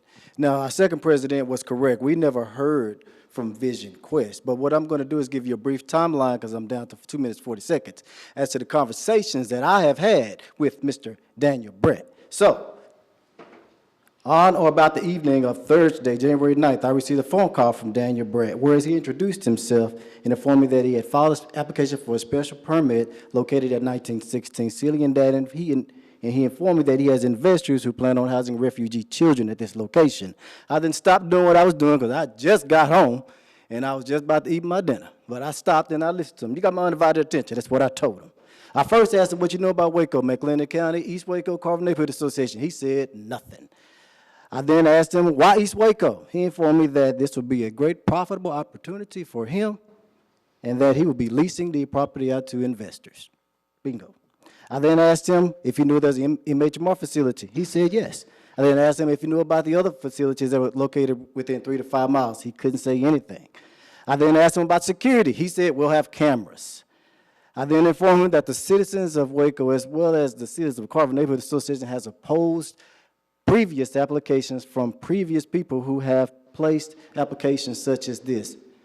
And he continued on trying to inform me that this would be a great opportunity for the city of Waco. And then I even told him, say, hey, look, I'll be willing to get a venue. I was willing to reserve the multi-purpose center to allow the citizens of East Waco to come hear his proposal so he can hear firsthand their objections to it. But he continued on the conversation. We went back and forth for a while, so finally I said, forget it.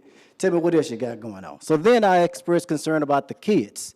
And I wanted to make sure that they weren't going to be separated from their families. He said, no, they crossed the border by themselves. So I told him that, well, let's go back to the drawing board. I then asked about the education. He said, well, don't worry about it. We're educated here. I then recommended he go back to the drawing table because right now we are opposed to anything he's trying to bring. You need to get your stuff straight, make sure the city got everything that they need, and then come back to the drawing table. Now, tell me why a couple days later I get an email thinking that everything is all right on his end, and my response was, right, I reiterate that the Carver Neighborhood Association is against it. Now, I'm down to 28 seconds. I'm telling you about the last conversation I had with the person who is named Otis Jackson. Mr. Jackson called me at my office, and I spoke with him. I said, you got 5 minutes, Mr. Jackson, and we started talking. Now, Mr. Jackson, after speaking with Mr. Jackson, he said, Judge, you're right. I don't blame you for not wanting that here.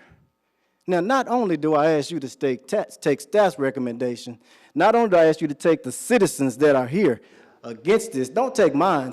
Otis just said it himself to me. Nah, I don't blame you, Judge. I don't blame you at all. Thank you. Thank you, sir. Any questions? Thank you. Yes, ma'am, if you would state your name and address. Good evening. My name is Patricia Chisholm Miller, and I am the McLennan County Commissioner for Precinct 2, in which my precinct contains the address at 1916 Sealy. And so I'm a little discouraged and extremely distressed that the first time that I saw the individuals for this project is tonight at this time. I do compliment them for reaching out to Judge Lee and Mr. Hoggs, the Carver Neighborhood Association individuals, but no one has come by my office, and this is the first time that I have seen them. Along with that, I reside at 2032 King Cole Drive, which is in between 1 to 2 miles of the address at 1916 Sealy. So I am again a little distressed when they say they knocked on doors and they spoke to people, but no one ever came in our subdivision. So I never met anyone when they did the community outreach. So that in itself is telling and distressing. They say they are a transitional housing, and I'm trying to wrap my mind around how that is supposed to operate in the environment of a illegal teen migrant facility, because a transitional housing is for homeless individuals, and you all know this. It's for homeless individuals, and you're trying to transcend them into permanent housing. I don't believe in the current environment they can give us a guarantee of how long they'll be able to keep these young people and then put them into permanent housing. So I'm a little confused on exactly what their mission and purpose would be, and probably that would have been addressed had I been allowed to speak to them prior to tonight. But like I said, no one reached out to me. I'm looking at their application before the city of San Antonio, and they told the city of San Antonio that they were not a detention center and that their doors would not be locked. And since my back door is open, and so is my backyard, I'm a little distressed about that too, because when you have individuals in a facility and you're not really sure if you can transcend them out, then how can you say that the neighborhood is going to be safe as you continue to bring individuals in? And as the red light flashes, I just want to sum up by saying, as the county commissioner for this precinct, I usually am at least accorded the respect of individuals coming by my office and saying, this is what we want to do in your precinct. That did not happen in this case. As an individual who lives, and we've been in that neighborhood for 40 years, as close to this facility as it is, to not have had anyone knock on our doors as they knocked on other doors, that itself is compelling. And I remember my last note is going to be when I spoke with the late Reverend Wilbert Austin. And we talked about a facility that we didn't want in that area. And I said, well, what do you really want in that area? And he said, I would like to see something similar to a park facility like what they have on Sealy. And you know, I think in respect to him, and he did have a lot of vision, I think our neighborhood should be given the respect that we're trying to build up and enhance the residential neighborhood. And I think we need to quit looking for commercial development perhaps at that site, and we do need to look at something that's going to enhance the residential neighborhood. Thank you all. Any questions for the commissioner? All right, thank you, ma'am. Yes, ma'am, if you could state your name and address. My name is Vernita Stallings, and I live at 1824 Armstrong Drive, Waco, Texas. And to sit here tonight and listen at these people say that they canvass the neighborhood and what we are saying. Now, I'm living in Golson Heights. Sealy's not that far. And you didn't bother to come by my community and ask us what we really thought of the situation. And as far as them talking about children, I didn't feel the love that they had for these children. I felt that money was speaking for our children. See, and I don't know how they could sit here tonight and pretend, and then act like we're stupid. We're not stupid. See? And don't come and try to pretend to us that you care about nobody. And then you're going to bring people from where to... What do y'all think we are? Ma'am, with all due respect, I realize you're being rhetorical, but if you could address your comments to the commissioner. Okay, thank you. Thank you. What do they think we are? Okay? We are citizens of Waco. And we are expecting our city council to take heed to what our children need. The children now are in a crisis, and we don't need no more of this pretending. You smile in my face and stab me in my back. That's what they're doing to us. See, we all love children. But don't go with this pretending. See? But you love the children and you trying to, okay, talk about the facility. Who's gonna be there really looking after them children? I used to work with children. I worked with children for 30 years. And we loved those children. We showed love. And I did not hear it tonight. I did not see it and I don't feel it. And I don't think nobody else here feels it. Thank you. Thank you, ma'am. Any questions? Yes, ma'am. If you could state your name and address. My name is Evan Holcomb. I live at 2107 Lyle Avenue. My mother lives in San Antonio, Texas, and I travel there once a month. We work with the Interfaith Welcome Coalition, receiving asylum seekers and sending them from the airport and bus station to their families. And I have witnessed firsthand the horrible abuses that have come out of Dilley. And it's a true tragedy, and I think a lot of people are very unaware of the real abuse that happens in these, saying what they are, detention centers for children. And when you are unaware, it's real easy to have good intentions and have good thoughts of what might happen, but it is so far from the truth. Horrible, horrible abuse hundreds and hundreds of people I've witnessed firsthand who've experienced horrible abuse at the hands of detention facilities here in Texas. So I totally refuse and will continue to fight. I will never allow that to happen in my hometown. Thank you. Any questions? Thank you, ma'am. Yes, sir. If you'd state your name and address. My name is Larry Carpenter, I'm a local minister, and I'm a resident 1017 Walker, Waco, Texas, and have been a part of that community for 35 years. And what is missing here is that this is a multi-talented neighborhood. It's a multicultural neighborhood. We have athletes that come out that neighborhood, all Americans, pros, and the crime rate in that neighborhood, that little 5-block area over there, is non-existent, basically, besides children fights. So this is a very unique neighborhood for as East Waco is concerned. And we don't really need to be, we had challenges before several times to intermix in our neighborhood. I coached at Baylor University, track and field, athletes and acts for 16 years. So children are not the problem. But when you start mixing up separation anxiety and situations of that nature, then you're going to start having mental problems with your children. I deal with children of all ages.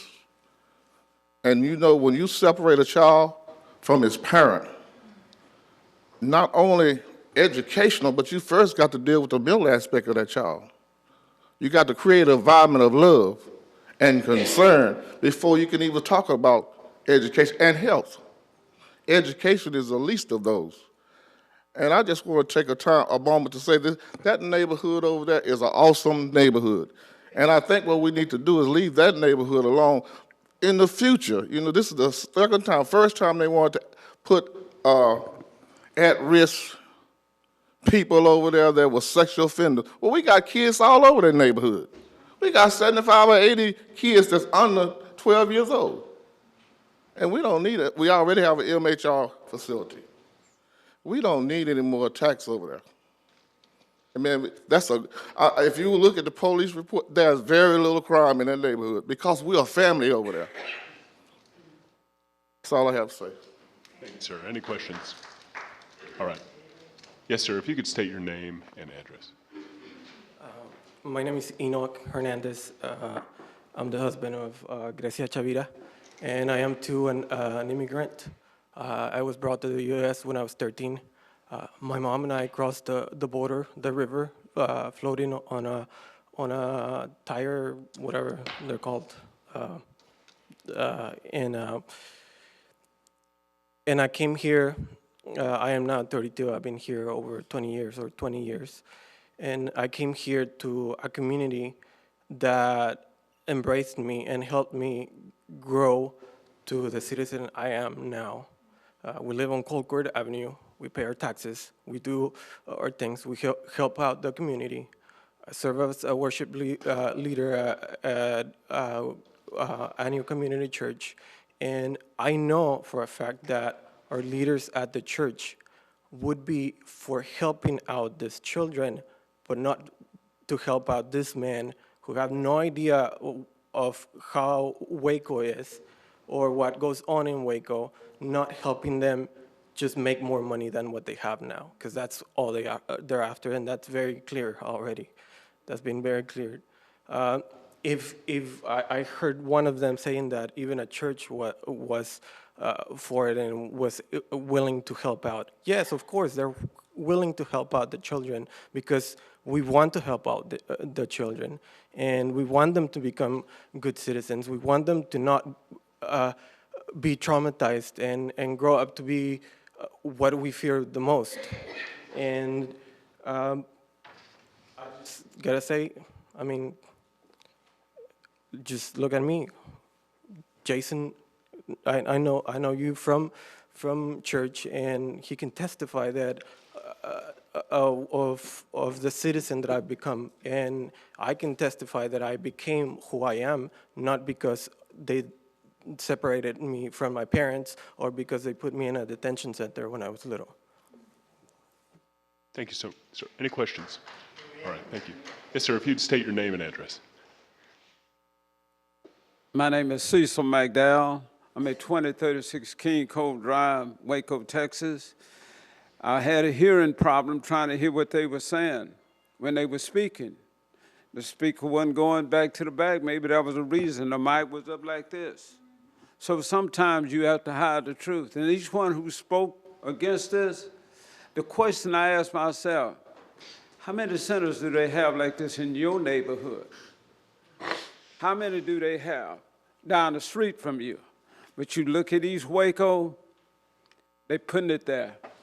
Now tell me the amount of money they spending, they're gonna get from this. Why didn't they go out there to access to the new dump ground?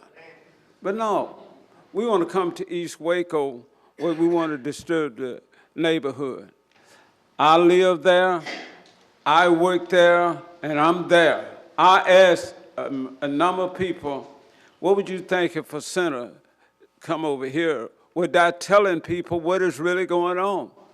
You don't tell everything. You tell just enough to get through, and enough just to say, now I got him. But do you really have them?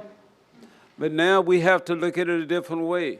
These kids need to be in a different area. Send them out there to Woodway. Send them over somewhere else. But let's don't just, it's because you got a little building out there, or we can fix this up. But do you ever mention jobs? Nobody gonna work there. But what I want you to do, think real hard before you make a decision of what you're gonna do. 5 years, 10 years, when some kid jump over the fence or tear the window out and come after you or come after the neighborhood, come after my neighborhood. I live less than 1.5 miles, 2 miles away. And I may not be able to go down the street because they're gonna be asking for more. We want to block the street off. We want to block the neighborhood off. Let's think where they're gonna go in 10 years from today. So I want you to think real hard before you say it. Because what's in your heart will come out your mouth. And what's in your heart will come in a pen that says, you answer. What I'm saying right now, it's a tough battle ahead. We want to say no, it's not needed here.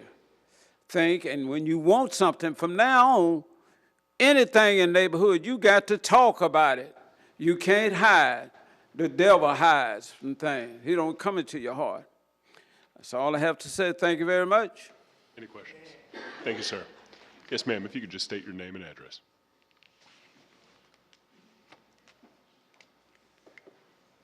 Good afternoon. My name is Joyce Carpenter. My address is 1017 Walker Street, and actually I live like right around the corner from the place where the facility that they're talking about. And I did not receive any letter or any information regarding what they were doing. No one knocked on my door, talked to me about anything. I'm like I say, right around the corner. And my thing is, my husband spoke earlier, there are a lot of children, there are a lot of elderly people in that area as well. And it is a good area. Myself, my husband, and a lot of other people there, we look out for the children in that area. We do have MHM Aura over there on the new Old Dallas Highway, go down on the Ghoston Highway. I think we have the Juvenile Detention Center. And, you know, that's just enough. You have these people from MHM Aura walking around the neighborhood. So we're constantly looking and watching, you know, these people. We don't know these people. They're strangers. And we got little kids, little girls, little boys. And, you know, there's sex trafficking going on right now in our city. We have to look out for our children. So and my heart goes out to these children that they're speaking about. That's heart-filling for someone to take a child from their parent. I would be heart-filled if someone take my children. I have 16 grandchildren. I would be heart-filled if someone take my children from me. You know, something I carried for 9 months that would hurt, and not to mention how the children will feel. And then you're talking about providing these things for these children. Yes, that's good and dandy. But what about their mental status? These children definitely gonna need help. They definitely will need help. And City of Waco, I have called. I'm the one, I call a lot to the City of Waco. I see trash being dumped over there. Just stuff everywhere. Some of the trees need to be pulled up, straightened up, cleaned up. It's dark in those areas. I have called the city to put up lights so we can see children running around the neighborhoods. You understand? Especially in the summer. School's out. You got children riding bikes 6, 7 o'clock at night. You know, I don't want to hit nobody's child. So I've talked with Ross King. He's talked with Encore. And we've getting lights put up. We do care about our neighborhood. This facility is wrong for our neighborhood. City of Waco, they bought the facility, buy it back. Put something over there that benefit the growth of Waco citizens. And that's all I have. Any questions? Thank you, ma'am. Yes, ma'am. May have our final commenter here. If you could state your name and address. My name's Taylor Sane. I live at 292 Lazy Acres Drive in Spiegelville. I first off just want to basically second some things people have said, which is I am very morally opposed to this. But in addition to that, as the city has already found, we've been left wanting of a lot of information.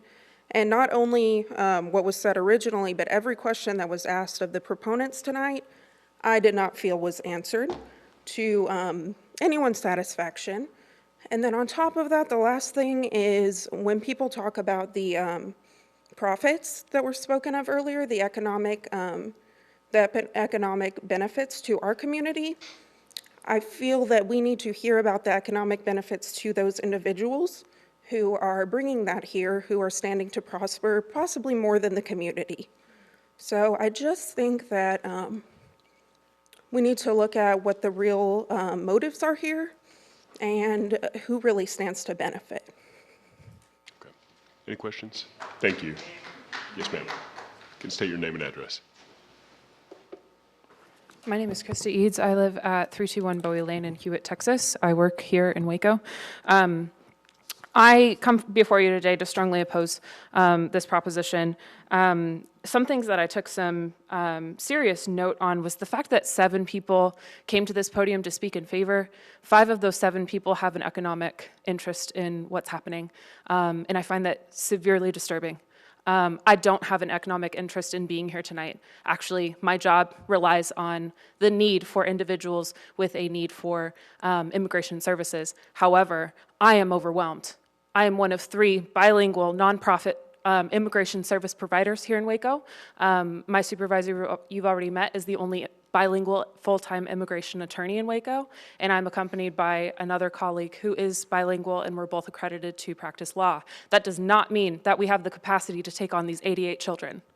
It does not mean that. We have capacity right now. We don't even have capacity, but we're doing it right now to spend 1 afternoon a week over at the closest detention facility to serve the men that need us. And we can't even make it past 1 block. There are 6 blocks that we need to visit. There's just no capacity. But now I want to talk about the bilinguals here in Waco.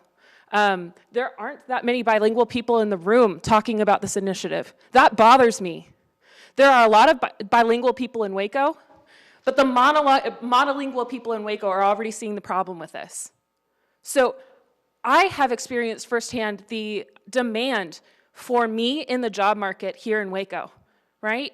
And I have chosen this position because I truly believe in what we're doing. I truly believe in providing immigration services, but these children will not receive those services here. They won't even receive proper education. They will not receive adequate health care. Why? Because there will not be service providers applying for these jobs at a detention facility in Waco, in the middle of nowhere, Texas, halfway between Dallas and Austin. They are being isolated, and they know this. They know this when they're bringing them here to Waco. They're hoping to dump them, and they're hoping that they will stay. Notice that they did not mention how much money per person per day they will get for these detainees. They didn't mention that, but I have heard numbers around $700 per person per day, and that was not mentioned. I am not exaggerating, so please listen. Please think about this before you make an initiative or make an approval for this initiative. Thank you. Thank you. Any questions? Thank you. Yes, ma'am. Please state your name and address. Hi, my name is Emily Hills. I live at 241 2nd Street in Hewitt, Texas. My family's been here since 1996, living and working in Waco. It's kind of a shame. I don't know if I'm going to be the last person. I feel like everybody else said this much more eloquently, but I'm going to add my voice to the choir because I am firmly opposed to this as well. From the people in favor, I heard a lot of good intentions. There were good intentions for economic benefits. There were good intentions for filling a vacant building. There were good intentions for helping children. But if you look at the track record of Vision Quest, it is very contrary to those intentions.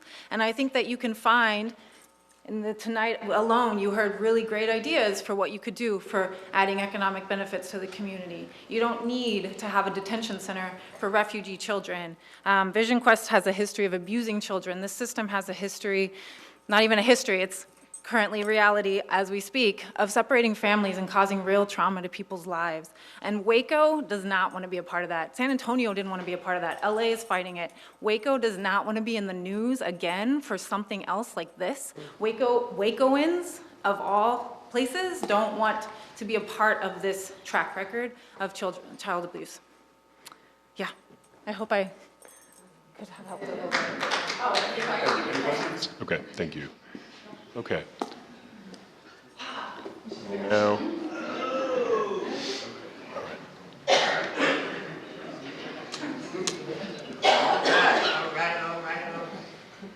My name is Maurice Halliburton. I live at 409 Herring Avenue, Waco, Texas. After hearing all the testimony opposing this, it tells me that these guys from out of town come in, it clearly came out of his mouth, it's going to benefit him. And Vision Quest, it's not a company you really, organization you really heard of being too successful. And what I'm trying to say, I'm born and raised in Waco, and not maybe 2 days ago, I was in that area. And since you guys purchased that building, ain't no work been done over there, because I have my brother-in-law have property over there. I'm seeing to his property. I'm always in the area. And since these guys purchased that property, ain't nobody been over there. I just rode through the other day. Somebody was cutting the grass. And then the plumbing, the inside of it, I mean, it's just, like I say, it need a lot of work done. And then, like I say, we don't need another detention center in that neighborhood. Now, I rise that neighborhood all the time. It's an upgrowing neighborhood. They building new houses over there, and people keeping their property up. We don't need that. We don't need another detention center over there. We don't need it. And then another thing I was gonna say is that we just do not need it. And like I say, I was born and raised in Waco. I'm always over in the area. I'm tending to some property over that way for my brother-in-law. And one thing I would like to see, like the young lady said, well, Wilbur also said, maybe a park. But that's it used to be a nursing home. What I would like to see is something like that to help the community, like a community care, like a clinic or something. That would be a good little spot for a clinic area.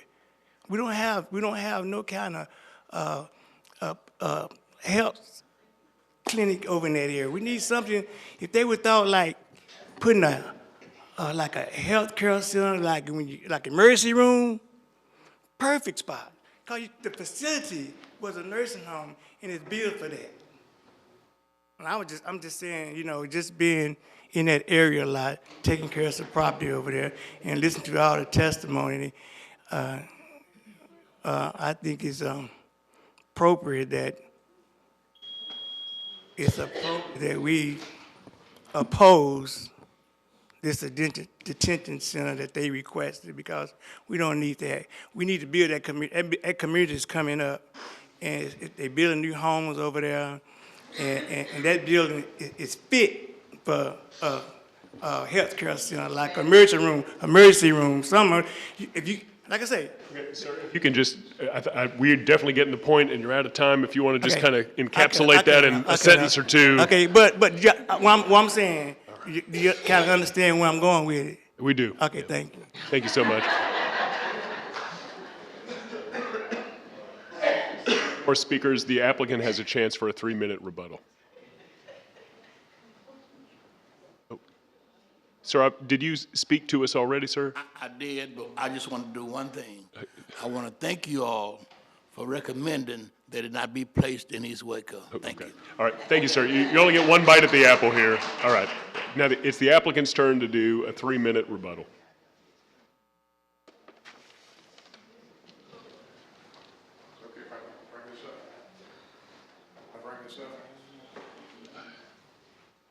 Sure.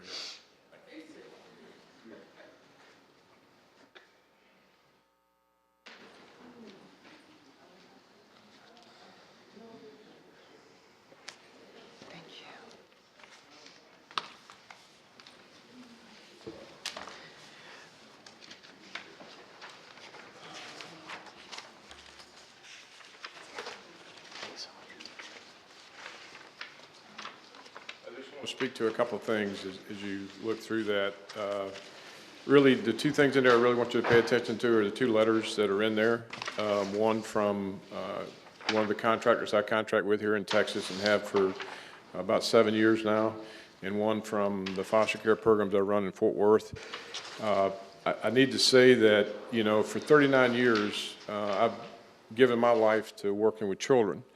And so I'm passionate about kids too. My wife's a teacher. I raised 3 children. My Creator is what put me here to do this on this earth, and that's what I'm going to continue to do that until I get word that I should do something different. So I do have to stand up and say those things because I have to have the courage to talk for children. I am an expert at that because I've been doing it my entire life. I provide good programs for kids, as you can see in the real facts there to some degree from the letters of the people I do work with and contract with that put these children in my care. I also want to say that, you know, for 3 years now, we've run a shelter, not a detention facility, for these children with 100% compliance and probably 80% success of reuniting these kids with their families. We don't work with ICE. I work with Office of Refuge and Resettlement These children do have a right to be here. There's a picture of a shelter and a picture of a detention facility. There's a stark difference between the two. You know, so I have been in McAllen. I have been down there. I have spent many, many, many days and nights down in McAllen. I know what it's like for those children to be in those places, and I agree with a lot of things that are said here. You know, I'm not disagreeing that they need to be in a better place. They do need to be in a better place. I'm not stripping these children away. I have 90 days to really search that family and try to reunite that kid with a family member here in the United States. So I do have a good track record. So that shouldn't be brought into question here. I've got the proof for that. You know, we've been doing this for 45 years, over 100,000 kids that we've served. So it's never going to be in the right place or the right neighborhood, those kind of things. And I don't disrespect what things are being said. I'm just saying that, you know, we do have a heart for children. That is my mission in life. It is what I'm here asking for, to do that. I do think it's a good neighborhood. It is the kind of neighborhood that we need to be able to serve these children in. It's a great opportunity to partner, not be divisive, but partner and make this work for children. It's the right thing to do. It's the human right thing to do. So I just wanted to point that out with the difference of what I do and who I contract with, and that record stands. And we do the right thing for children. Thank you. That concludes the applicant's rebuttal, so we will close the public hearing at this point. Yeah, well, that gentleman was the designee that spoke for 3 minutes, so that's where we're at. So we're closing the public hearing. Do we have a motion from the commission? Mr. Chairman, I move we recommend denial of this application. Second. We have a motion and a second. Do we have any discussion? Please poll the commission. Is it? Yeah, you're yes. if Yes. you want Gomez? Yes. Mayfield? Yes. Ramos? Yes. Wade? Yes. Rude? to. Yes. Motion carries unanimously. It is denied.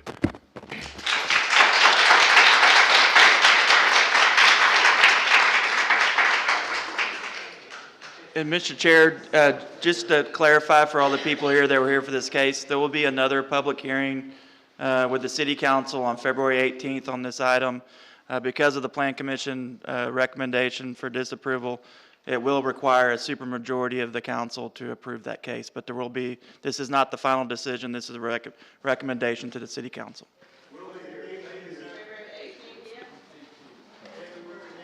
February 18th in the same room at 6 o'clock.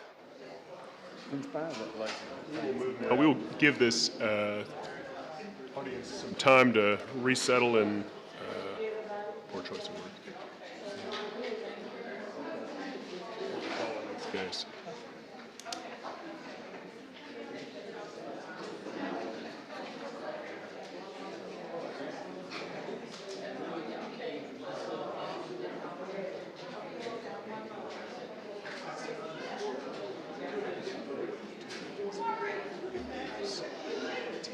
Gentlemen, if you could exit the room, we still have additional business that we need to attend to, so if you could go outside and continue your conversation out there, would be appreciated.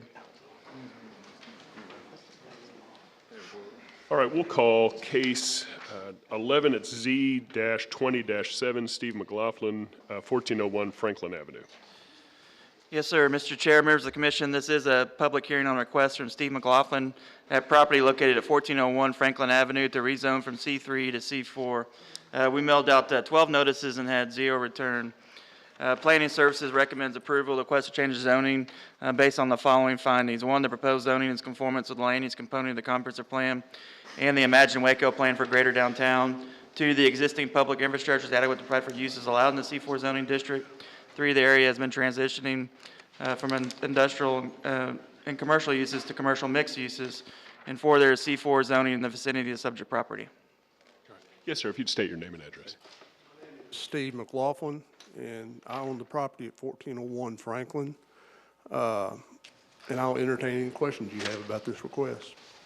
Commissioners have questions for the applicant. Excuse me, my address is 7001 Harvey Drive. Thank you. Is there anyone else here that is present to speak in favor of this application? Is there anyone here present to speak in opposition to this application or otherwise speak on this application? All right, hearing none, we'll close the public hearing. All right, do we have a motion? I move we recommend approval. Second. Got a motion and a second. Any discussion? Please poll the commission. Hall. Gomez. Yes. Mayfield. Ramos. Wade. Yes. Porterroot. Yes, motion carries. It is approved. Moving to 12, which is Z-20-8, we have City Center Waco and City of Waco dealing with a number of properties on Mann Street, Archer Street, Nathaniel McCoy Street, Rusk Street, and Dallas Street. Mr. Peters? Yes, sir, Mr. Chair, members of the commission, this is a public hearing on request from City Center Waco and City of Waco. Properties located at 207, 209, 211, 213, 215, 217, and 219 Mann Street, 206, 208, and 212 Archer Street, 214 Nathaniel McCoy Street, 412 Rusk Street, and 200, 202, 204, 210, 212, and 304 Dallas Street. We mailed out 28 notices. Oh, I'm sorry. This is for a land use designation change from urban residential to medium density residential office flex and the rezone from R1B and R2 to O3. We mailed out 28 notices and had one returned with some questions in opposition. Planning Services recommends approval of land use designation change based on the following findings. The public infrastructure is adequate to provide for zoning districts allowed in the proposed medium-density residential office flex land use designation. And 2, there is medium-density residential office flex land use designation in the vicinity of subject properties. Planning Services also recommends approval of zone change from R1B to R2 and to O3 based on the following findings. 1, the proposed zoning is keeping with the land use component of the comprehensive plan and the Imagine Waco plan for Greater Downtown. 2, the property needs to meet all the size and width requirements for O3. 3, the public infrastructure is adequate to provide for uses allowed in O3 zoning. 4, there is O3 zoning in the vicinity of subject property. And 5, the proposed O3 zoning allows for compatible mixed uses that are consistent with the transition of the area. Is the applicant or his or her representative here to speak on behalf of the application? Yes, thank you. My name is Megan Henderson, and I live at 3107 Maple Avenue in Waco, and I'm with City Center Waco. And we have purchased, it's 10 lots. It makes up about 2/3 of a block, so the lots are very small individually. And our nonprofit is charged with being the steward of development inside Greater Downtown, which is downtown and the surrounding neighborhoods, in a way that encourages development not only to meet the needs of the market, but also to meet the needs of the community as expressed through various forms of public input, including the Imagine Waco plan. These particular properties were purchased because the East Waco area is developing very rapidly, and we had the opportunity by securing some of that property to ensure that at least some of it develops in a way that has community input and is consistent with the preferences and desires that we have heard from residents of the community. The subject properties, we're seeking a rezone from R1B and R2 to O3. This is an area between a very heavy industrial type use, Lipsitz, and the developing commercial area along Elm Avenue. There is another property kind of behind this area, between this area and Waco Drive, that is becoming a commercial use, the old farmer's market on Dallas Street. So those three things kind of make a U around this property that just make it more likely to develop as a buffer between these uses and surrounding residential area rather than being single-family residential exclusively. We're looking at options that would allow the property to develop potentially single-family residential, potentially duplex, potentially townhouse, and potentially the option for people in some of those residences to have small commercial uses. Any questions for the applicant? Okay, thank you, ma'am. Thank you. Is there anyone else here present to speak in favor of this application? Yes, ma'am, if you could state your name and address. My name is Paige Goedeker. I live at 210 Dallas Street, which is one of the properties participating in this rezoning application. It's been a joy for me and my family to live in East Waco for the last 5.5 years. And as our neighborhood changes with ever more development around Elm Avenue and Bridge Street, we and the neighbors on our block feel that changing the zoning of our homes to O3 will protect our investments in this great community for the years to come. This 17-lot group rezoning request shows like-mindedness of our immediate neighbors right there, along with City Center Waco. We believe this rezoning request 203 for these couple of blocks makes sense given that these residential properties, currently R1B and R2, being surrounded by these commercial endeavors that Megan has mentioned, Lipsitz Recycling, Lula Jane's, Brotherwell Brewing, soon these hotels, the farmer's market, there's 3 churches right there and a U. And right in the middle of all of it currently is a half block that is presently zoned O3 under construction by Paul and Ann McCoy to be a ceramic studio and retail space, which is immediately in my backyard. They're zoned O3, there's my fence, I'm zoned R1B. We are the first streets of houses on the east side of the river from downtown and the edge of the real residential neighborhood. And so in that way, we are a transitional space of commercial and residential mixed together. So thus our desire to change to O3 zoning to be more consistent in this area, which we also think makes sense given that the Waco Comprehensive Plan 2040 shows on the land use plan on map 3-5 that the lots moving towards becoming a medium density residential office flex, as was mentioned already, includes O3 as one of the few zoning options here, but does not include R1B, which is what most of these lots currently are. I have 2 brief comments from neighbors that could not be here tonight, one in Montana and one with the flu. And Dr. Jim Pettit at 202 Dallas Street said he would just like to share that he believes property owners, given flexibility for property usage, given that a huge hotel is being built 2 blocks away, will only be helpful. And then neighbor Dana Marie Miller has the flu tonight, 212 Dallas Street. She wanted to add that she believes that rezoning here will give her more flexibility with the textile and pottery business going in behind her house across her fence as well. She'll have the possibility to maybe expand her own private practice, use her property as residence for her family, use one of her buildings on her property for office and small retail, as maybe also for community classes and workshops. So we are glad to be requesting a change in this way that we believe is right in line with the city's own vision for our community. Thank you very much. Thank you. Any questions? All right. Sir, if you want to give us your name and address. My name is David Gonzalez. I live at 810 Acre Acres, Beverly Hills, Texas. I am here speaking on behalf of my nephew, Joe Amaro, who lives in East Waco. He's feeling a little ill, so he just wants me to speak on his behalf to let you know his feelings about the change. My nephew is Joe Amaro, who is asking that the zone change for O3 be approved. He has property that he owns at 304 Dallas Street and 412 Rusk Street.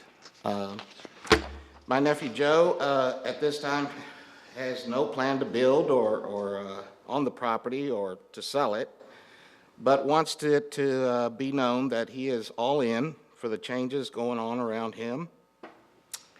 He's right now approximately about 110 feet from construction.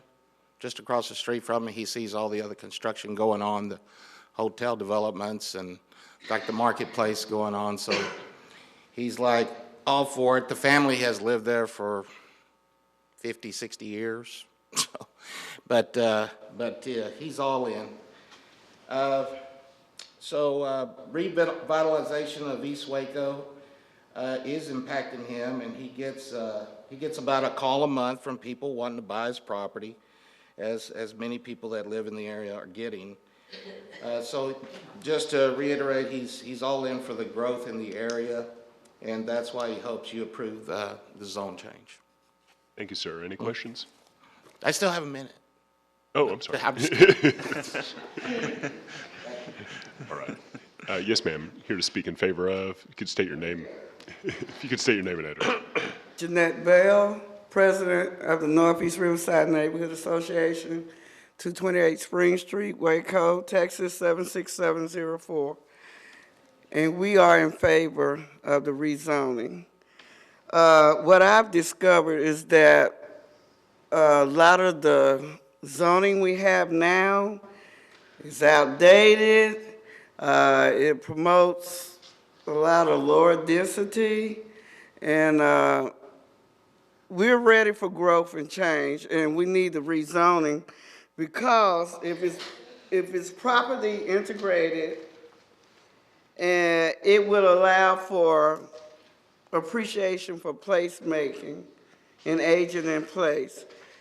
This request is in alignment with the Elm Avenue Improvement Plan, the City of Waco Consolidation Plan, the Brazos River Development Plan, the Texas A&M recommendations, the Texas Main Street Program designation, the Northeast Riverside Neighborhood Urban Design and Streetscape Plan, the Bridge Street Front Porch Plan, the Texas Set Aside Transportation Alternative Plan, the Waco Transit Initiative, and we were involved in 4 work groups with City Center Waco from September 2018 to October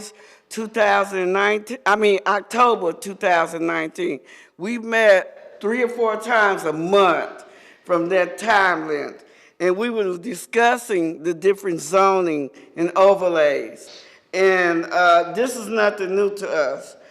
We worked really hard on this. It's just not something that came out of the air and we say, hey, let's do this. We worked real hard on this. So we know this is the appropriate the appropriate zoning for the development that we want in East Waco. Also, East Waco is, the area in discussion is in the Public Improvement District in the TIF zone. So it falls in place with that. Not only that, 76704 is the Opportunity Zone. And in that zone, we want mixed housing, mixed office, mixed densities. And we feel like that it would be environmentally safe. We feel that with the right support and well-designed plan, it will create a great place, a great community where we can live, work, play, shop, eat, socialize, own a business. And we need this zoning. The one we have now is just outdated. It's not good for growth and development. So this will work accordingly to all the plans and overlays that I discussed. Thank you, ma'am. Any questions? All right. Is there anyone else here to speak in favor of this request? Is there anyone here present to speak in opposition to this request?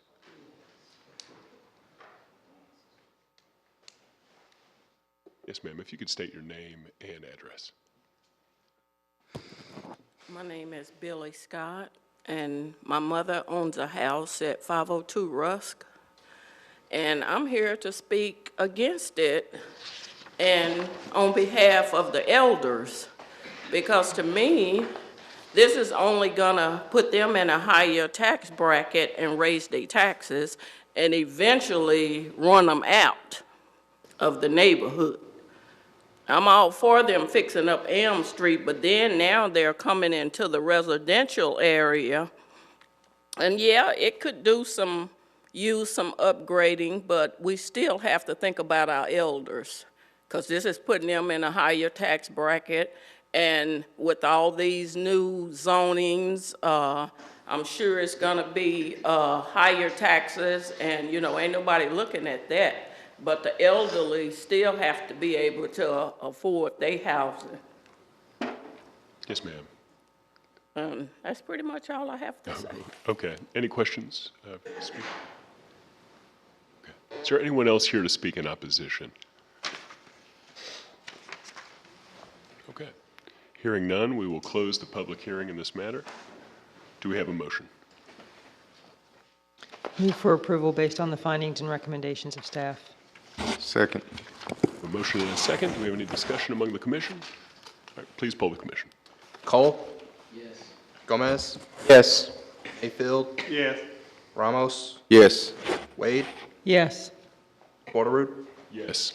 Motion carries. It is approved. Our next item is number 13, which is Z-20-9, Scott Summy, for the 11th Street properties. Mr. Peters?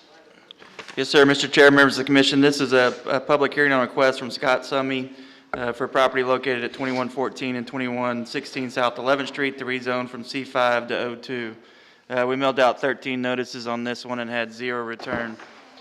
Planning Services recommends approval of the zone change based on the following findings. 1, the proposed zoning is keeping with the land use component of the comprehensive plan. 2, the public infrastructure is adequate to provide for uses allowed in O2 zoning. 3, the property meets all the area and width requirements for O2. And 4, there is a O2 zoning adjacent to the subject property.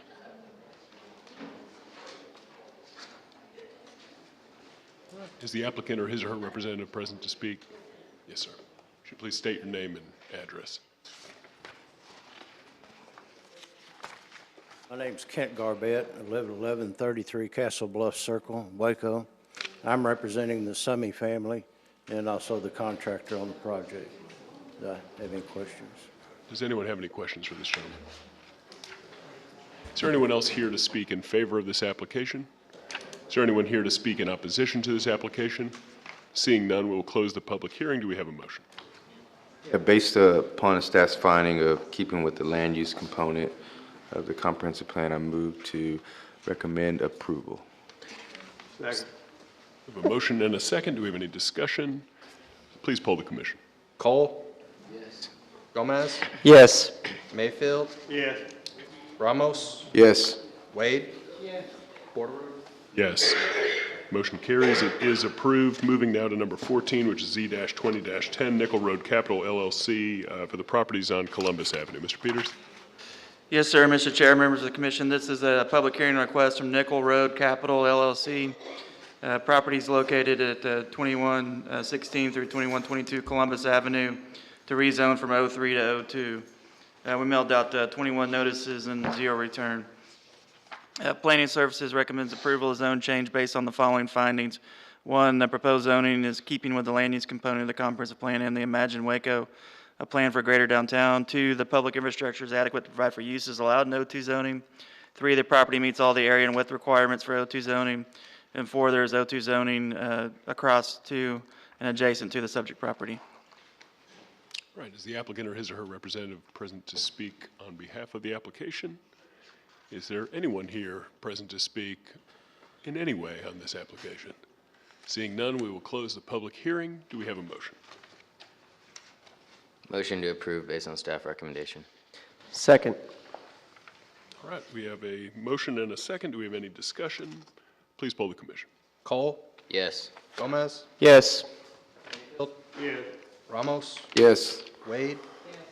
Porterud? Yes. Motion carries. It is approved. And we move to our final agenda item on number 16, H-20-1, Nancy Grayson for the property at Pecan Avenue, historic landmark designation request. Mr. Peters? Yes, sir. This is a public hearing request from Nancy Grayson to designate 716 East Pecan Avenue as a historic landmark, local landmark designation. We mailed out 21 notices and had 0 return. Planning Services recommends approval of the request for historic landmark designation based on the following findings. 1, it is designated as a priority 2 structure in the local survey of historic properties adopted by the Waco City Council. 2, embodies the distinctive characteristics of vernacular style residence associated with late 19th century architecture. And 3, it represents a distinctive and familiar visual feature of the city of Waco. This does also come to you with a recommendation from our Historic Landmark Preservation Commission. Okay. Is the applicant or his or her representative present to speak in favor of this application?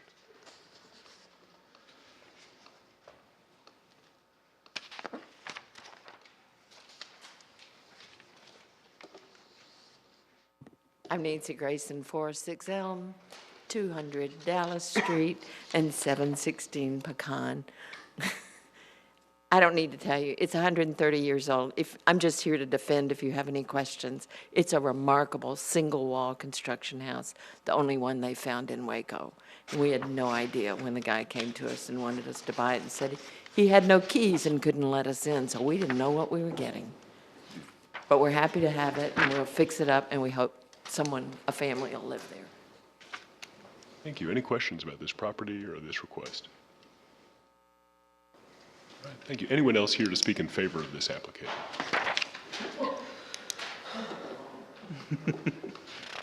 Jeanette Bell, President of the Northeast Riverside Neighborhood Association, 228 Spring Street, Waco, 76704. We are in favor. Thank you very much. Any questions? Is there anyone else here to speak in favor of this application? Is there anyone here to speak in any way on this application? Seeing none, we'll close the public hearing. Do we have a motion? Based on the findings and recommendations of staff, I recommend approval. Second. We have a motion and a second. Any discussion? Please poll the commission. Yes. Yes. Mayfield? Yes. Yes. Eight? Yes. Yes. Motion carries. It is approved. Thank you. Hearing no further business from the commission tonight, we will adjourn at 30-ish.